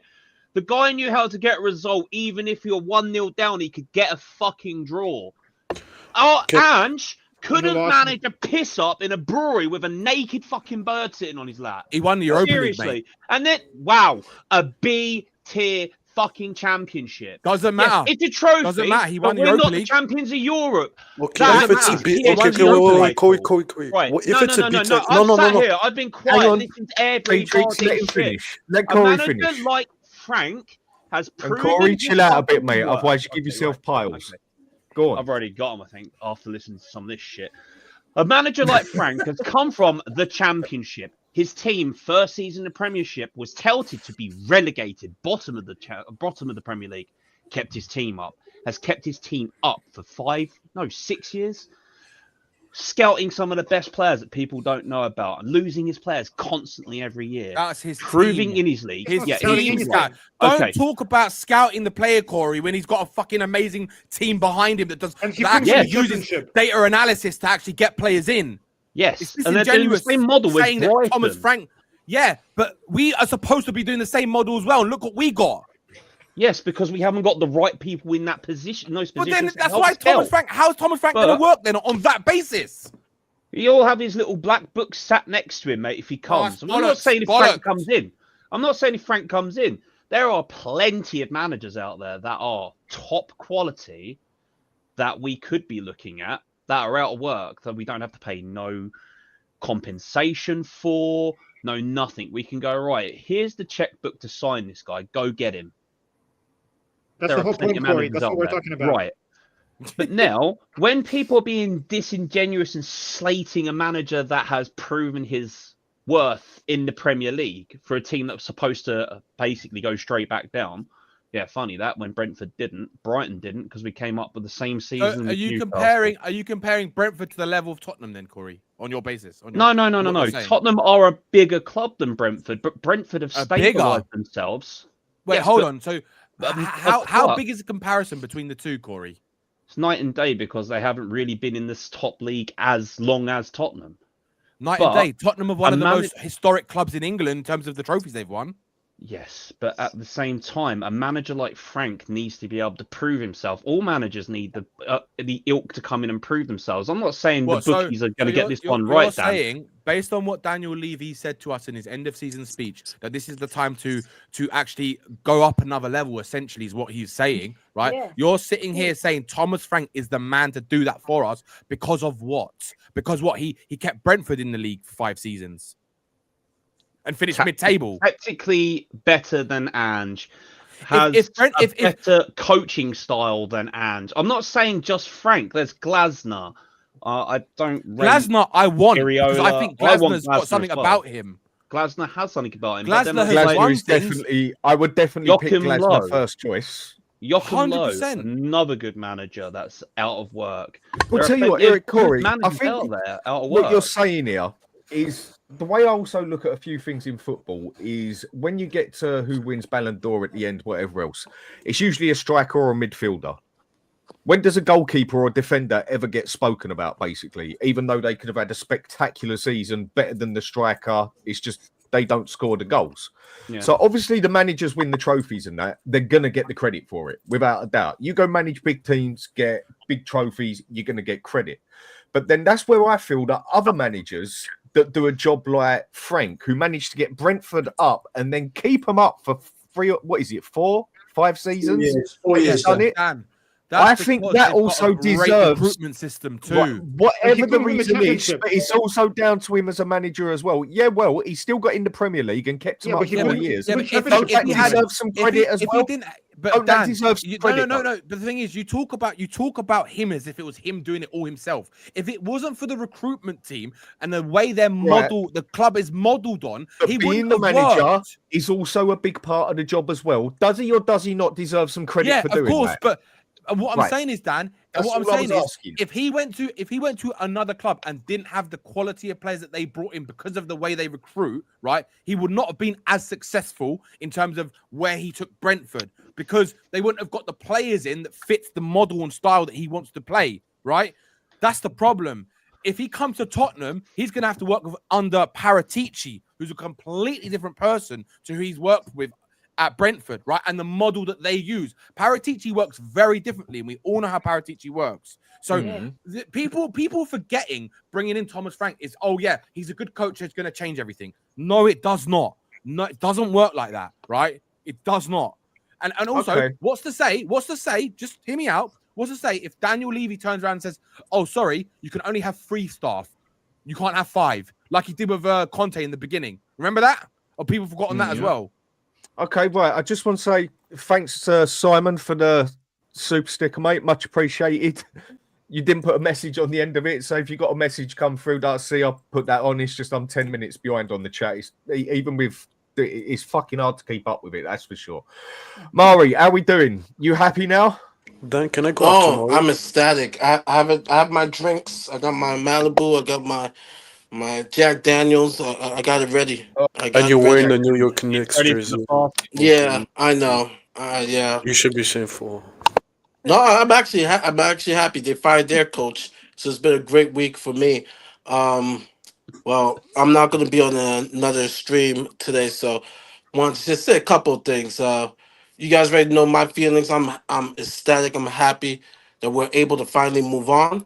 But the one thing I'm going to mention that I'm just laughing, and am I allowed to swear, Dan? Am I allowed to swear? Other people have. Okay. So. Yeah, Yo, as long as you don't have to go see you next Tuesday. Okay, all right. I'm looking at Sky Sports. I'm looking on X, Twitter, Facebook, Instagram. All these fucking frauds, and I call them fucking frauds. These people who are now Levy out because their precious Ange has been fired. Now they're Levy out. Now they want to complain about Levy. Where the fuck were you when they fired Poch? When you laugh and you mocked the 50 people that were protesting. Where were you when they sacked Jose Mourinho 5 days before the final? Where were them with Conte, who had us in 4th place? Who had us in 4th place when they complained about his football, but we were still up there? Where are these frauds? I'm with you. I was one of those. Where were these frauds? You know, I'm just laughing here because I'm seeing all this rage for Ange. You know, I'm seeing all this rage, and I'm like, where are these people? And mind you, these frauds. If Thomas Frank or whoever's the manager comes in and we start winning a couple of games, will they be at that first protest change for Tottenham we'll be doing next season? Hell no. Hell no. So now all these people are crying that Ange is gone. Now they're suddenly enraged. Fuck off, you frauds. We don't need you to be protesting saying Levy out because you're a fraud. Because you would never dare in the past to protest. And now you're enraged. Now you are. I was Front there to runners. protest. I was Front there to runners. protest in the rain and in the sun. Yeah. I've even I seen don't want to Lubo hear there. from I've these seen Danny there. I've seen Danny, bunch of everybody. pussy So, you holes. know. That's what they are. I don't want to. I want to hear none of the tears. Oh no! Oh, Levy's so mean. How can he be so? Levy has always been that way. You dumbasses. Maury, do you know what scares me the most? Next season, we're gonna if we sign Thomas Frank, we're gonna get instead of getting the Austrians, we're gonna get the Danish people. Like that's what you're gonna. We always get like. I don't think it'd quite happen like that. I don't think it'd quite go like that. But no, but that it's just extreme. no, but it's just go on, Ellie. Yeah, go ahead, Ellie. Go on, I'm Ellie. gonna come right back. I'm gonna sign on to my main computer. That's why you heard the echo. I'm gonna sign on. Yeah. All right, mate. Go on, Ellie. No, I was just saying, I don't believe that Danish people won't be so shallow. You know what I mean? They've got their own football to look at. They've got brilliant footballers over in Denmark as well. So they've had some brilliant. Yeah, they've had some really brilliant footballers, like the Laudrup brothers. The Laudrup brothers. They were brilliant. They were absolutely brilliant. Peter But Schmeichel. the thing is, Murray's right. Yeah, they are a bunch of frauds, right? Because you love Ange so much that you now hate Levy. Come on. Rubbish. That's all I've got to say on it. I mean, I've hated Levy since the day Martin Jol was sacked. I mean, that is a question I did ask with the protests and that. But I mean, because the way I saw with a lot of this was people asking Levy to do the right thing for the club all the time. And then it looks like a lot of people were then saying he should do what is morally correct and keep Ange. And that's where it just confused me. I know not everyone looked on it like that, but there was a lot of people out there saying we should keep Ange for the morals. Well, what do you want Levy to fucking do then? Do you want him to do what is right for football, or do you want him to do what is morally correct? That is the bit what lost me for a while. But I think a lot of the protests, personal opinion, I think there was a lot more to do with it with Ange out than it was about Levy itself. I don't know what you sort of think on that. I think Levy does what's good for him. He just does what's good for him. Yeah. What will keep him in a job, right? Because now I think it was Danny posted about the Qatari takeover, and I think he's talking nonsense, Danny, as usual. Been covering it as well. A lot of other people have been covering it, not just Danny and Sean. Yeah, Danny has been sending those rumors for God knows how long. Right, but the thing is, if this is true and he's only got a year on a rolling contract, that means his job is up if he doesn't perform this year and does well for the new owners. If that is going to happen, but he does it to save his own bacon. That's not it, Ellie. Because he no, that's not it. He owns a percentage in ENIC. Yeah, right? no, he owns 29%. So he doesn't. He doesn't own 30% of the club. He owns 30% of ENIC, right? Oh yeah. The club ENIC own 85 or 86%. Yeah, something like that, right? But it's the trust who own that. The family trust to own that, right? They own the club, if I'm not mistaken, Ian. I think that's right. The trust that owns the club now, right? Yeah. Lewis has got of Tottenham Hotspur. Lewis is 70.2, and Levy is 29.8 of 87%. Because there are 30,000 shareholders like myself that own a total of 13% of Tottenham Hotspur. Yeah. Let me just interject to search surfer. First of all, I'm straight. I don't go that way. No judgment zone whatsoever. Number two, no, I wasn't at the parade. I'm in Orlando, What Florida. the fuck's that got to do with the time of day? Yeah. I'm in. That's what I'm saying. I'm in Whatever Orlando. turns you on at the end of the day, Mari. But Mari, Yeah, your then he's a heart- bitch. your No, heart no, is I'm just Spurs. You don't saying. have to be at the parade. For the comments, not people, just his comments. I'm straight. And then he said a second comment. Not me. I mean, no judgment zone here. Like I said, I like women and pussy. So, a surf searcher. I wasn't at the parade. I watched it, and I loved it. But what I do whenever I drive by Tavistock Properties, which is half of Orlando, I give a big fuck you to Joe Lewis, if that's to suffice. So there it goes. I'm not only Levy out, I'm Tavistock out, I'm Joe Lewis out, I'm Ange out. Fuck that. I'm Ange's gone. He's gone. So they're gone. So the next ones, Levy and Joe Lewis, they need to go. So I just don't get some of these fans how they want to keep a manager in that is tactically inept. I know he's gone now, but 22 losses in the league. We were lucky we didn't go down. I think Corey, Can what I certain just- people can are I just- arguing is. Can I- I'll come to you next, Yeah. Drix. I think what certain people are basically arguing, though, Corey, is that they're feeling it's a step sideways, not a step forward. Basically, okay, we want to go further. So why aren't we going for a bigger manager as such, putting more money on the table? Now, again, I'm not complaining about Frank. I'll be happy with him because I think he's a good coach and I think there's a lot of potential there. Will he end up great? Only time will tell. But I do feel that why don't we go up to someone like Glasner and put the extra money on the table? I know it ain't just down to that, but on the wages and that, and see what we can do there. I think that's what people are basically trying to get at. I think. Yeah, I understand that. I mean, Can I I- think come up with a list of a few good managers that are still out of work. I'll You just know, explain you've got you. your Joachim Lows, you've got your Conte Sals. You know, there are some good managers out there that if you just went, right, we don't have to worry about compensation here to another team directly in the league. That means if we go and get a Glasner or a Frank, we have to pay that team X amount in compensation, which then goes into their transfer budget. Corey, I'll just explain you my position. I've always said, look, if we sack Ange, I want to go from a 3 out of 10 manager to a 7 out of 10 minimum. Yeah.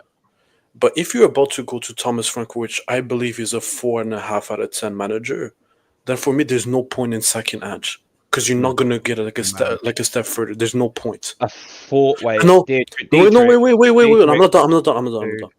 I said in either way. Even Lubo, look at Lubo's face. Like, yeah. Do you Lubo, understand man management? Do you understand coaching? Do you once understand again, how Corey, I wasn't done. Frank has I wasn't operated done. I with couldn't care Brentford on a less about his shoestring budget? I couldn't care less. Right. I wasn't done again. I said. Can I just? Let Dietrich finish. Okay, Let right, Dietrich sorry. say his bit. I said either way. I know Ange is a terrible manager. I know he's technically inept. I know he lost so many games. I just said I want something that's a lot better, not a little bit. That's all I'm asking. Okay, That's I it. understand that. But you have to understand, right? I think Lubo will understand this. This guy, he's not even in yet. He's just the bookie's favourite. But Yeah. And there's already Frank- massive debates. Yes, but Frank has proven his ilk in the Premier League, keeping a team on a shoestring budget, season in, season out, losing his better players. Yeah. Well, it sounds like Tottenham, doesn't it? Shoestring budgets, losing better players to other teams. Yeah, we've got a lot It's of Tottenham, football but on a players. lesser standpoint. Frank And is we've a seen very him good improve man players manager. as well. There you We've go. seen him improve. And Ange literally regressed everyone we had, bar maybe 2 players. And then like, you got to go back to at least 10 weeks ago where Maddison and Son are sitting on the bench and they're both going, it's the same shit every week. Like, come on. It's easy to be Ange Postecoglou and be the Celtic manager when you're playing in the league of Inverness, Yes, I agree with that. and fucking Rangers. I agree with that. When I was Ange out day one, I wanted Rangers. Julian Nagelsmann, and we refused his coaching staff. With that, I knew That is one exactly I would what like. Levy was pissed me off with the most there. Top quality manager, top quality backroom. So can I just ask you a question then? Is everyone basically happy to have Frank because they basically just want to? They know that Daniel Levy is not going to invest into the club the way that we all want. So you just want someone who's going to be doing better than what we were doing. Is that basically what we want? I just want a coach that is tactically. In a nutshell.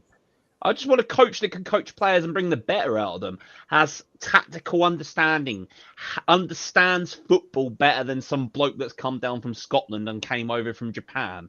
I'm sorry. I mean, Danny, my boy. You could go to Scotland and take over Celtic and win it.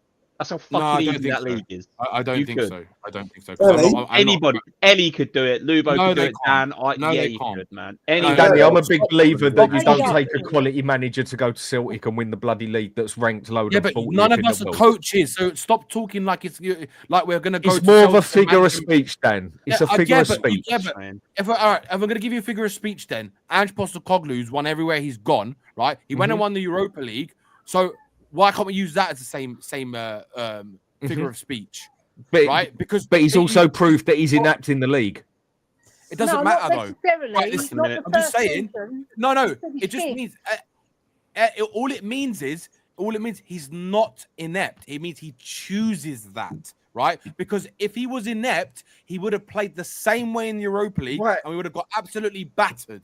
Right. Okay. So but then, do you want a manager that's going to blow the whole season to beat fucking AZ, Bodo Glimt, and Frankfurt?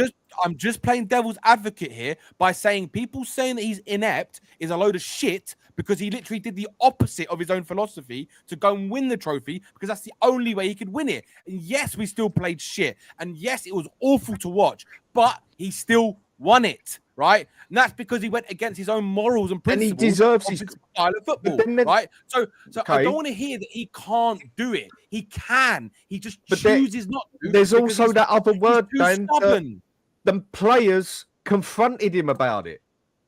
I mean, yeah, of course. We all know it's news. We all know it's ifs and buts and maybes. Yeah, we all know how the press goes. We can only go by what we read. But it's even come up that the players confronted him and basically said, "Look, fella, pull your finger out your ass. It ain't working. If we want to do this, we're going to have to do it a different way."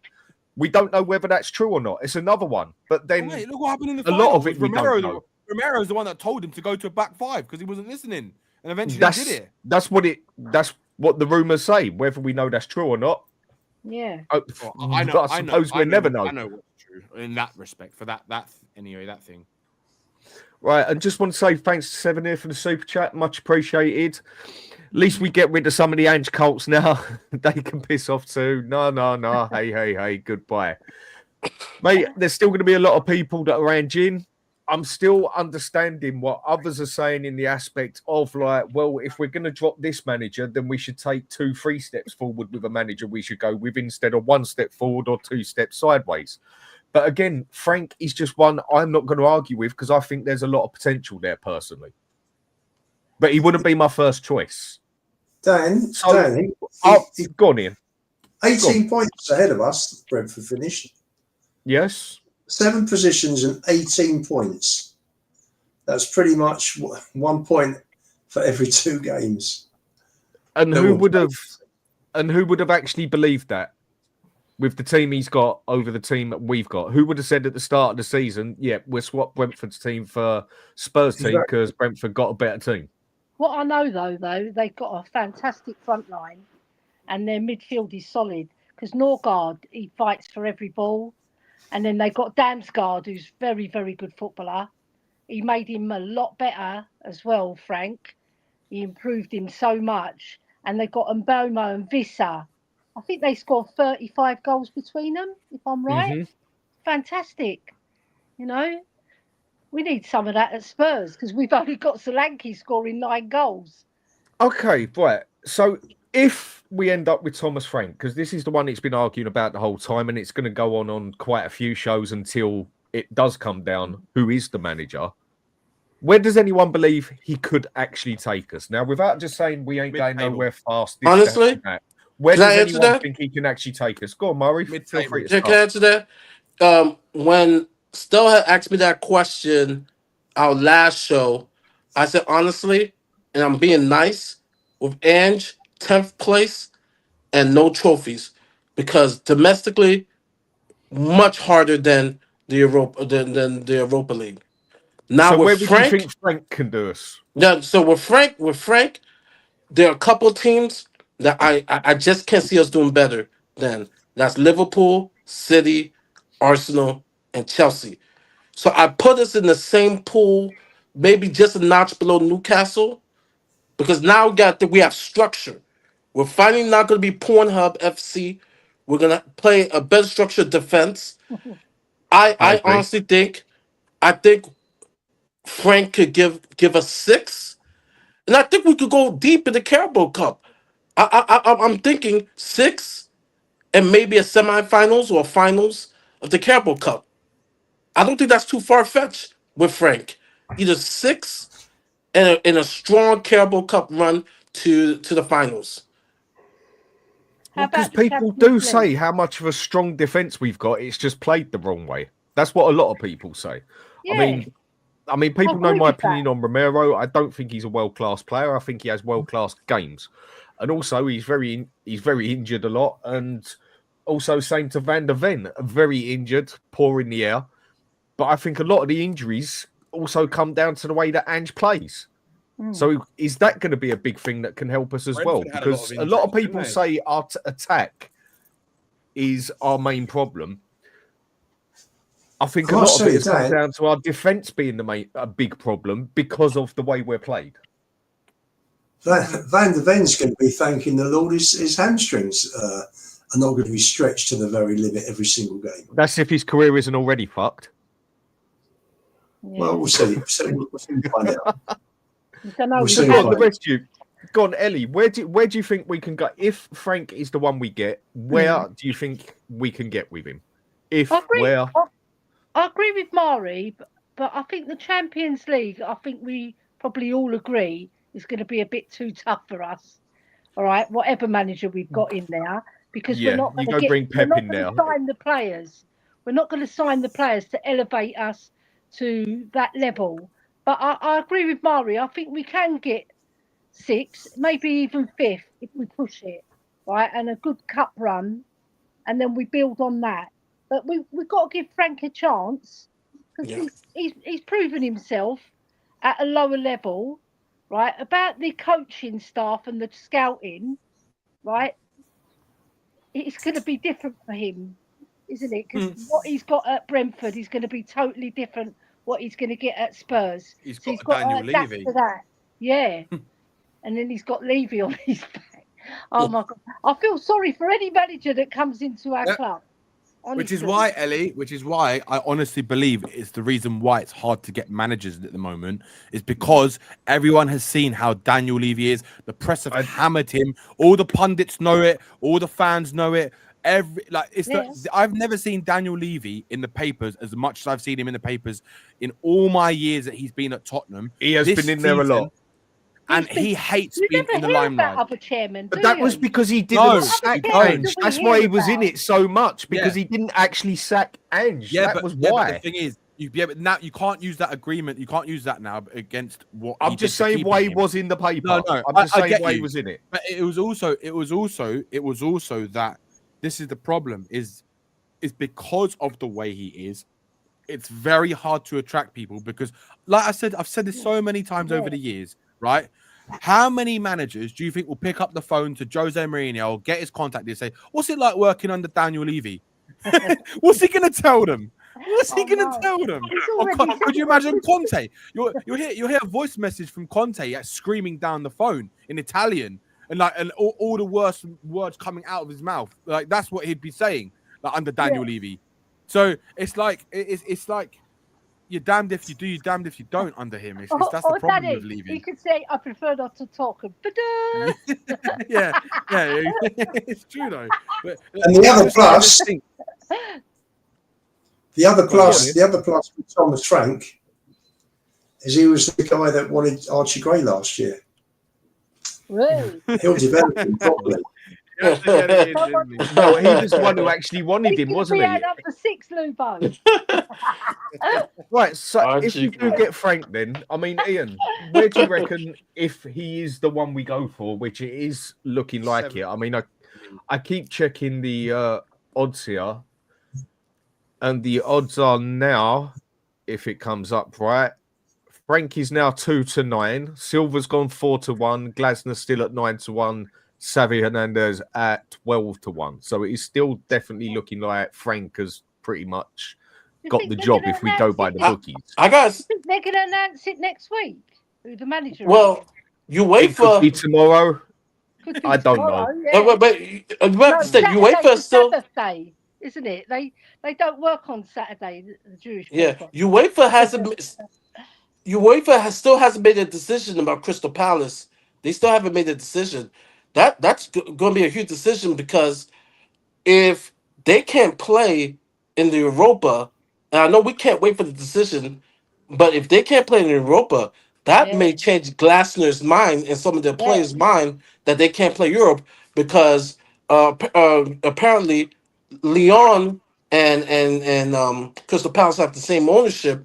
And I think somebody said, Lubo said about the shares leadership, but UEFA still hasn't decided yet. In regard, they still haven't come to a final conclusion, and so Crystal Palace, as we speak, is still in the dark in regards to Europa. And if that's the case, then maybe it increases our chance of getting Glasner, because that's what I really want. I want Glasner as our coach. It's Glasner, Xavi, then Frank, then Silva. You've got to think that there possibly, that there's been approaches made to maybe Glasner's representatives, to Xavi's representatives. I'm sure Silva's representatives. I'm sure they've made, contact has been made. Are you interested? At the end of the day, the club's conversation is the last conversation. No club is going to want to get involved, and unless they know a manager's dead set on moving and joining him. Personally, I think Glasner's a good character. I think if Palace get bounced out of Europe, I don't think he'll desert. He won't. He'll think I'm not going to desert a sinking ship. I will stay. I just think this is possibly a situation where they've announced Ange's leaving the club, and they've announced it probably because Frank is probably all but done, I would think. Yeah.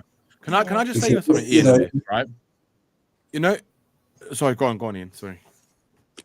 I just think you just finishing off. Levy won't want a repeat of 2-3 years ago, when they went through 9 different interviews with different managers and approaches and got turned down before Nuno. That's right. It's 10 weeks. It was a 10-week cycle. I think 9 turned them down and Nuno came in. And we had 2 managers already signing. Do you remember when we had Fonseca pretty much agreed, and then all of a sudden it collapsed, and then Gattuso, and then all that kind of. It was a merry-go-round. But I want to just show you this interesting statistic, right? So the Premier League table since October the 28th, 2023. So Spurs are second bottom in this table out of 17 out of the teams, right? Now it says here, so 67 games played, right? And this is including Brentford. How many points? So in 67 games, so it's between the first 10 games, after the first 10 games of 2023-2024, right? So 66 games. 66 games, right? Yeah. How many points above do you think Brentford are from us? I wouldn't think I a lot. honestly don't know. I know where they finished the on the league. 17. Picking it up there, 17 points. I saw a I can show you. I can send you the actual Sky Sports website link, right? It's 7 points. Okay, 7 points. So what does that tell you? In the same time that we're all talking about that, apart from that first 10 games against Ange, in that time, we're saying Brentford have only got 7 points more than us. Do you not, Danny? Do you not think that we should be about 20 clear of Brentford, at least? 100%. But we're all talking about having Thomas Frank as the guy who's going to come in and change our fortune. But Danny, look what Frank's working with. Yeah. What, do you think he's going to work with better under Daniel Levy? Do I think he'll work with better? I think he will. I think he will make us competitive. I think he'll make us difficult to beat. I'm fed up you know, it's funny. You watch it, you see it very clearly in terms of how open we are. When I sit at home, I sit on the side, so I've got the pitch in front of me. When you're behind the goal, and Spurs are defending the goal that you're behind, you can see very clearly high up. I mean, I remember being at Fulham last season in March when they beat us 3-0, and the gaps that were down the side. It was literally and you know, watching Palace a few weeks ago, the space that my winger had. This has got to stop. I've never seen Tottenham. Okay. I've been following them 60 years. I can never remember a defence being so left exposed. We're so open. Okay. I think I've got answer that in. I just want to say thanks to Super Chat, a user, much appreciated, mate. Thank you very much. Firstly, now with Mun and Ange gone, you think there will be a dressing room revolt?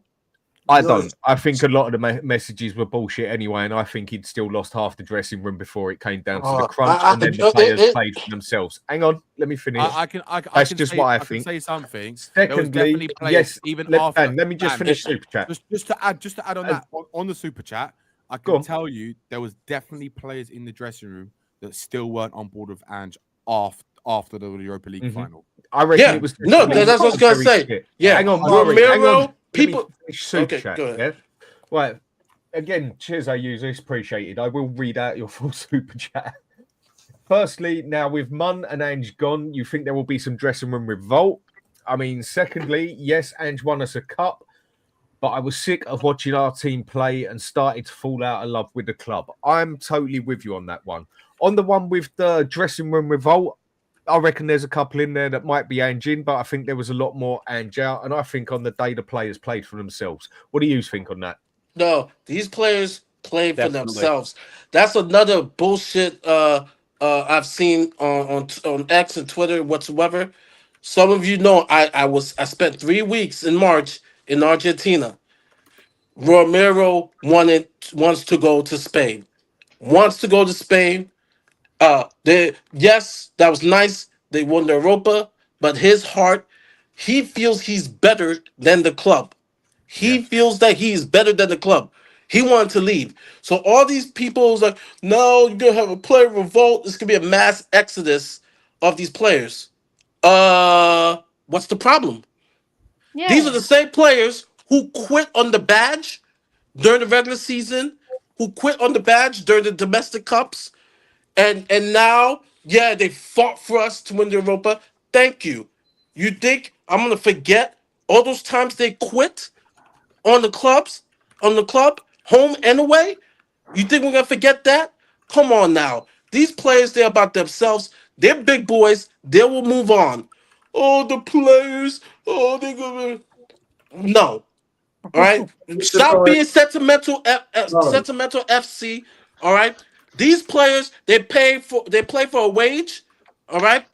Very few really play 110% for the badge. Right. The Totis of the world. Right. I'm not leaving the club or whatsoever. Yeah, there are very few. But these players, you put in the new manager that come in, they're 100% with the new manager. So I don't want to hear this. Oh, these players. Oh, no. And it's not the first time. Once again, history. Kane and son, they love Potts. He got canned. They love Jose, especially Kane. And that's when Jose got rid of, he put in that. Well, suppose he put in the request that summer. With Man City. So I don't want to hear about the players they're gonna revolt or whatsoever. Man, I don't want to hear it. Look, they all know about a new thing, especially if you're at Spurs, that a new fucking manager comes in. They ain't gonna do that. Again, for me, I think a lot of them actually played for themselves when it came to the final. They wanted a final. I do think there was some with Ange, but then I do believe that a lot of them pulled him aside and said, look, you want to do this fucking cup, we can't do it your way. And there was rumours earlier on in the season that he'd already had fallouts and that. I suppose it all goes down to what you want to believe at the end of the day. Right, last point I'll make with it before I leave it at that is I'll go to an extent with what you said, Ian. I think we've all agreed that this club, the players we've got at the moment, should be in at least the top 7. We could be seriously looking at a top 7. Maybe even one more, yeah? 7th. Yeah? Yeah, minimum. So do you think that if we did get Frank, he'd have the ability to get the players to play into what they should be, which is a top 7, and hopefully get some players in that we can keep competitive with the other teams? Do you think he's got the capability to get us to where we should be, as in a top 7 team at the moment? Because at the end of the day, 17th was just unacceptable. I definitely think he can get. Listen, until we get new owners in who back a manager correctly, me personally, I think the ceiling is maybe 4th or 5th, and that's it. We're never going to compete at the top. The way City and Liverpool and now Arsenal have over the last few years. Can Frank get us up to that ceiling? I'd like to think so. I think he will surprise a lot of people. I think that because he's not a sexy name that's won trophies all over Europe. People are disrespecting him. People think, oh, he's done nothing. Well, sometimes people pay their dues. They come up through the ranks. They learn what it's like. They build their skill sets, and then they get the opportunity. And he will get an opportunity if it's not us. And I'm going to tell you something. If Vincent Kompany can go to Bayern Munich, I'm damn sure that Thomas Frank can come to Tottenham. That's for sure. Well, that's what a few people have called, basically, and a few people have said, isn't it? A few people have said You've got that. to remember, Vincent Kompany was a winning captain for one of the most dominant Man City teams. Yeah, but Danny, what backing did he get? Lampard was a winning player, and look what he's done as a manager. Nothing. Yeah, but so is neither Thomas Frank. He still did well at Chelsea considering what they were going through at the time. Yeah. Gerrard's a fantastic player as well, and he's not a good manager. Well, even Gerrard managed to go to Scotland and bloody win something, for God's sake. That's say a lot about that league, isn't it? Jesus. That's what I'm saying. I'm sorry, I do not rate the league very highly, and I do think when I say average, I mean like a League One manager could go up there with bloody Celtic and flipping win the thing. Do you want to know what gets me in the whole coefficients of the leagues? That League One, the Championship, the MLS, the Argentinian Premier League, all ranked higher than Scotland, where Scotland are like 18th or 19th. No, they're lower than that. They're lower than that now. Wow. But look, the last time I saw the world rankings, it was literally. This is just where I feel if we can get Frank, I think he can bring some stability back to the club, and I think we've been at that point now where we wanted where people wanted attacking because they couldn't handle the defensive style anymore, and it weren't the Spurs philosophy. And a lot of people started saying they'd rather be losing 6-3 and giving it a game and a half than winning 1-0. But then I bet a lot of people shut the fuck up on the philosophy when it came to 2 games that we muscled up by, where Ange changed his tactics of 10 in front of the ball to 10 behind the bloody ball. People pick and choose when they talk about philosophies. I think we're now where we've had it so 100% one way, 100% the other way. I think what a lot of people now just want is stability in a manager that can adapt to both sides, a manager that can show he knows how to play a bloody game, because it's been so either hardcore one way or hardcore another. And this is why I think quite a few people would be happy with Frank. Not their first choice, but happy with him. Yeah. Can I say something about Scotland though? Correct? Because we're dissing their league, because it's low down in the coefficients, whatever. But they've produced the best manager, and they produced brilliant managers like Bill Shankly, Alex Ferguson. They produced some brilliant footballers as well. So I'm just bigging up a bit on Scotland, because we all put their league down, but they've actually produced some actually brilliant managers and brilliant footballers. All right? They really have. But the league itself. Up a bit because no, you are right.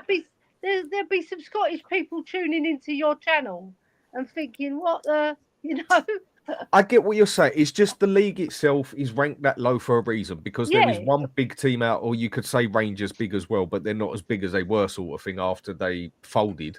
Yeah. It's just, and the league has produced some brilliant players and a good and manager Celtic here have and won now. the Champions League as well. But the league So- itself, going there and going with Celtic, is probably the easiest job to do out of all the big leagues. Yeah, of course it is. Oh yeah. Yeah, no one would argue with that. Yeah. Exactly. And that then is you got to the put it point down of to that as well. Like you got to think of Ange at Celtic, and then you got to have the levels there. He's not even as good as some of the managers in the Championship, for God's sake. I mean, I know if we get, You know if we what I do get mean. Thomas Frank, Brian's going to be a very happy person because it was either his first or second choice. I can't remember exactly what one you said, Brian. It was one or the other, but Love you, Brian. he was one. He's he wanted was Frank as very number one. Yeah, I think it was, wasn't it? Brian did say number one for that one. So basically, when it comes down to it, last I'll ask on it, are you not happy that Angie's gone? Yeah. About what comes Yeah. next? Are you happy with what he's gone? Yeah, happy that he won us a trophy. Now go to pastures new. We're starting afresh now. I was just looking at Thomas Frank, what he's done in his career as well. He's been the under 16, under 17 and under 19 Denmark manager. And he's also managed at Bromby before he went to Brentford. So he's got a lot of experience with youth and bringing them up and coaching them. So, you know, we've got quite a young squad. So it might work out for him. You never know. We have to take a punt sometime on somebody who hasn't produced it and see what he can do. Because that's the way Levy's going to go. We know it. He's going to appoint Frank. He will. Because, like Danny said, he's going to be like another yes man, isn't he? He's not going to be You argumentative. don't know that, like but at the Conte. end of the day, you can't. He's not going to come in like Conte or Mourinho, is he? Basically, No, he hasn't got that character. He's quite a laid back guy. Even I've seen him on Mourinho was a yes man on the Levy. Let's be honest. Yeah. But the thing is, So they have to work Is in a budget, don't they? They know they're not going to get lavished with money. that's why everyone is damned at this club. Like you got to be incredibly lucky to actually achieve something in this club. Like Ange was, everything fell for him in the right way, right? And he somehow managed to get over the line, even though we were so bad, right? I've got to add Doing something it. to that, Danny. Danny, He I've got to got add the something biggest to that. budget, didn't he? Ange got What's the that? biggest What's that? budget. He got 400 He did get the million, biggest didn't he? budget. Yeah, Yeah. He But did. I've got to add something to that though. Our run to this Europa League final and win was made easier by the first time in years the Champions League teams didn't trickle down. Yeah, And- we can do. I disagree with that. Ifs and, If yeah, you we look can at do the ifs and stats- buts about that, Corey. No, Go on. If you look at the Normally, stats, most of the right, teams that have trickled down from the Champions League have gone off to win the Europa Cup. But you know, Corey, that personally, I think UEFA got it right by stopping that. Yeah, I love the fact they've done that. Yeah, if you But go the into a competition, there should be a drop down. You go in for that competition, you've qualified on merit. If you lose, you're out. Yeah, you shouldn't be rewarded for failure. Exactly. But then, like most of the teams that have trickled down over the years, like your Sevilles and they've not been able to do it in Champions League. Gone down to Europa, won it. Gone back up to Champions League the season after, come back down and won it again. Exactly. It's You know not what I fair. mean? It's not fair. It's not fair. But our run to the cup was made easier this season because of that new stipulation. I'm just putting it out there. Yeah, but After what Ange said about the league, it took Corey, a I'm massive. sorry. I can't have that, right? I understand it. I understand that point, right? That yes, it is. You could say that the Champions League teams did not drop into the Europa League, right? But let's be honest. Like we said, those teams should never have come down into that competition in the first place. Obviously, right? yes, Never. that was right? never fair. Now, the fact is, Corey, yes, we actually won it, even though we were still so fucking shit, right? Yeah. And the fact that we beat Manchester United in a final, right? I'm sorry, That but you don't usually have to also happen. take that you have to take that into account, right? So many Spurs fans would sit in there, even in Bilbao, saying it's Man United in the final. You just don't know, right? Man United historically win more finals than they're not, right? Well, It's in their there are DNA. It's in It's their in their DNA. DNA. They You know know what, how though, to Danny? win. And we Danny? beat an English team of their heritage in a final, even though both teams are crap. We still beat them. We still had Yeah. to do it. But And on we didn't percent- concede. On So you percentages, can't though, say that. I checked this the other day. On percentages, Spurs are more successful in finals that we've reached. I think we've Really? only lost 3 or 4. I think It's 3 probably or because 4 we haven't we've reached lost. nowhere near as many. No, I know. On the matter of probability, but I'm just saying we've got a better record than them. Anyway, we beat them. That's the end of the story, isn't it? You can't. I mean, they can't Ellie, we've lost 6. Ellie, we've lost 6 cup finals. And that is one thing we were yeah, all I He's scared using of, his basically. actual experience now. Sorry, including finals, we've lost 7. It was one thing we was all scared of, basically, because Man U do have it in their DNA, basically, and we I don't did it have before Levy came in. fuck That's all in their why. DNA. Dan, can I just say, just want to say to Corey, Yeah. Corey, you remember the 1981? I'm sure you remember Ricky Villa's goal. Nobody. No, I wasn't even born then. No, dude. but You have to direct that to me. No, but Corey, you know about 1066. You learned about that, didn't you? You weren't here then, Yeah. but nobody talked about who did we started with QPR, then we had Exeter, then Coventry, Hull, Coventry, Exeter, Wolves in the semis, and City in the final. Nobody said anything about a lucky draw then. Yeah. And if you have a look at this, if you want to go, but back then football was a little bit more. I'm going to say more manly You have back to have a then. bit of luck to Right. Honestly, it was. Corey, luck to draw. the point I'm making is the principle is you can get a lucky draw. For me, You can only play who you play against. absolutely. You just At don't the want to end of get the day. Liverpool. 'Cause Right. they're the team. Mike, how we doing, mate? You've jumped in just as I was about to end it, but go on then. Have your say on what has gone on and what has happened. What a fucking shit show, guys.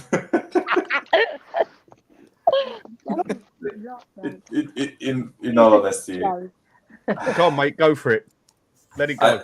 I was a bit flip-floppish about the whole sacking thing. Like, I said it to you boys. Like, I think based on big performance, he deserved to be sacked, but based on the cup, he kind of deserved a chance. So I was kind of in that like middle ground of I would prefer if they sacked him, but if they gave him a chance, I wouldn't mind. Like, I know it's a really, as I said, like a flip-floppish position to be in, but that's just how I felt. So I am honest with it, right?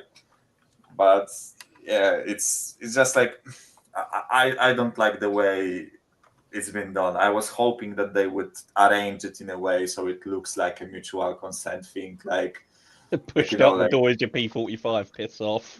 Yeah, I think they seriously risk a lot.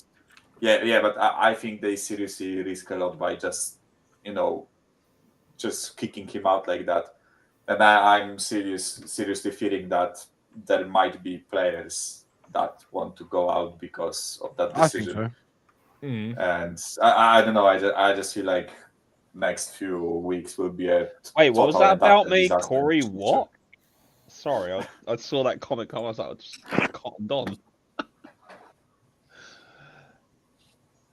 So would you reckon with Thomas Frank coming in, if he is the one, Mike? It's the one we've all spoke about because he's like, I'm looking at the odds now, and the odds are now 2-9. Jesus. Yeah. I think. I said it. I don't mind. I don't mind the appointment if it was Frank, but it's just. I don't know. I will stand by what I said earlier that because Ange won the league, the Europa League, sorry, for me the next signing, the next manager, if they wanted to sack Ange, should be like a big name, so it kind of just keeps the Ange in-lot in check, right? Because right now, as much as I think Thomas Frank is a better manager than Ange, a much better manager, in fact, than Ange, I just don't think there is enough gravitas behind his name and enough like prestige so that everyone that wanted Ange to stay can criticize us from doing a sideways step instead of jumping to a next like batch of managers, right? Next, I do get where you're coming from. Higher level of manager, right? So as much as I think we will play better under Frank, like I'm pretty sure that this will be the case if it's Frank, of course, right? Because we don't know yet. But I think we will play better under him. I just fear that like half of the fan base, if not more, will be on Frank's case from second one. Like as soon as he gets appointed, I agree. Half of the fan base will want him sacked, right? And every single mistake that he makes will be, we should have pointed kept out Ange. and. Yeah, and basically we should have kept Ange. Also, like somebody made the point of like definitely his first games in the Premier League will be compared to Ange because Ange, wasn't beaten in the first 10 games. This guy is losing games, right? Ange won a trophy. This guy never won anything, right? Ange got us 5th. This guy never got into top 6 or whatever, right? Like there is so many easy comparison lines where you can criticize the appointment of Frank, right? That's why I said that for me. Like my dream signing manager would be Glasner because I think there is gravitas behind his name, right? He won the Europa Cup just like Ange did. He won the RB Pokal. He won FA Cup now in England, right? He managed an English team and is actually got him very good, right? And he's very good, basically, right? So for me, Glasner would be definitely a better managerial appointment than Frank. Again, as I said, I don't mind Frank. I just fear that this fan base will not accept Frank, right? Like, big part of this fan base will not accept him, and we will basically be up the shit's creek, like, from the beginning, right?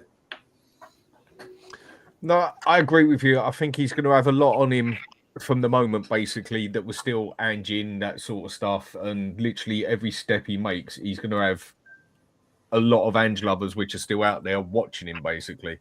So, well, at the end of the day, I'm going to wrap it up from there and divert everyone over to Stel in a second because I think he's just about to start. Okay. Thanks for coming on, everyone, and thanks for watching, everyone. Much appreciated. Thanks for the super chats from Simon. Much appreciated, mate. And A user again. Much appreciated. I suppose now it's only time will tell, isn't it? And we will see where we go from here. Levy out always. And also, I agree. Because the bookie say he's a favourite, he's not the manager yet. Sorry, Levy out, everyone out, Archie Gray in, Lubo in. Lubo for manager. I'm putting. What are you going to say next, Dan? Now everyone else fuck off, yeah? Yeah. All right. Anybody, I'll let you do that, Dan. Go over to Stell's now, where I'm going to finish it and say HotspurHood raid. Much appreciated. Thanks for watching, everyone. Thanks for watching on the show.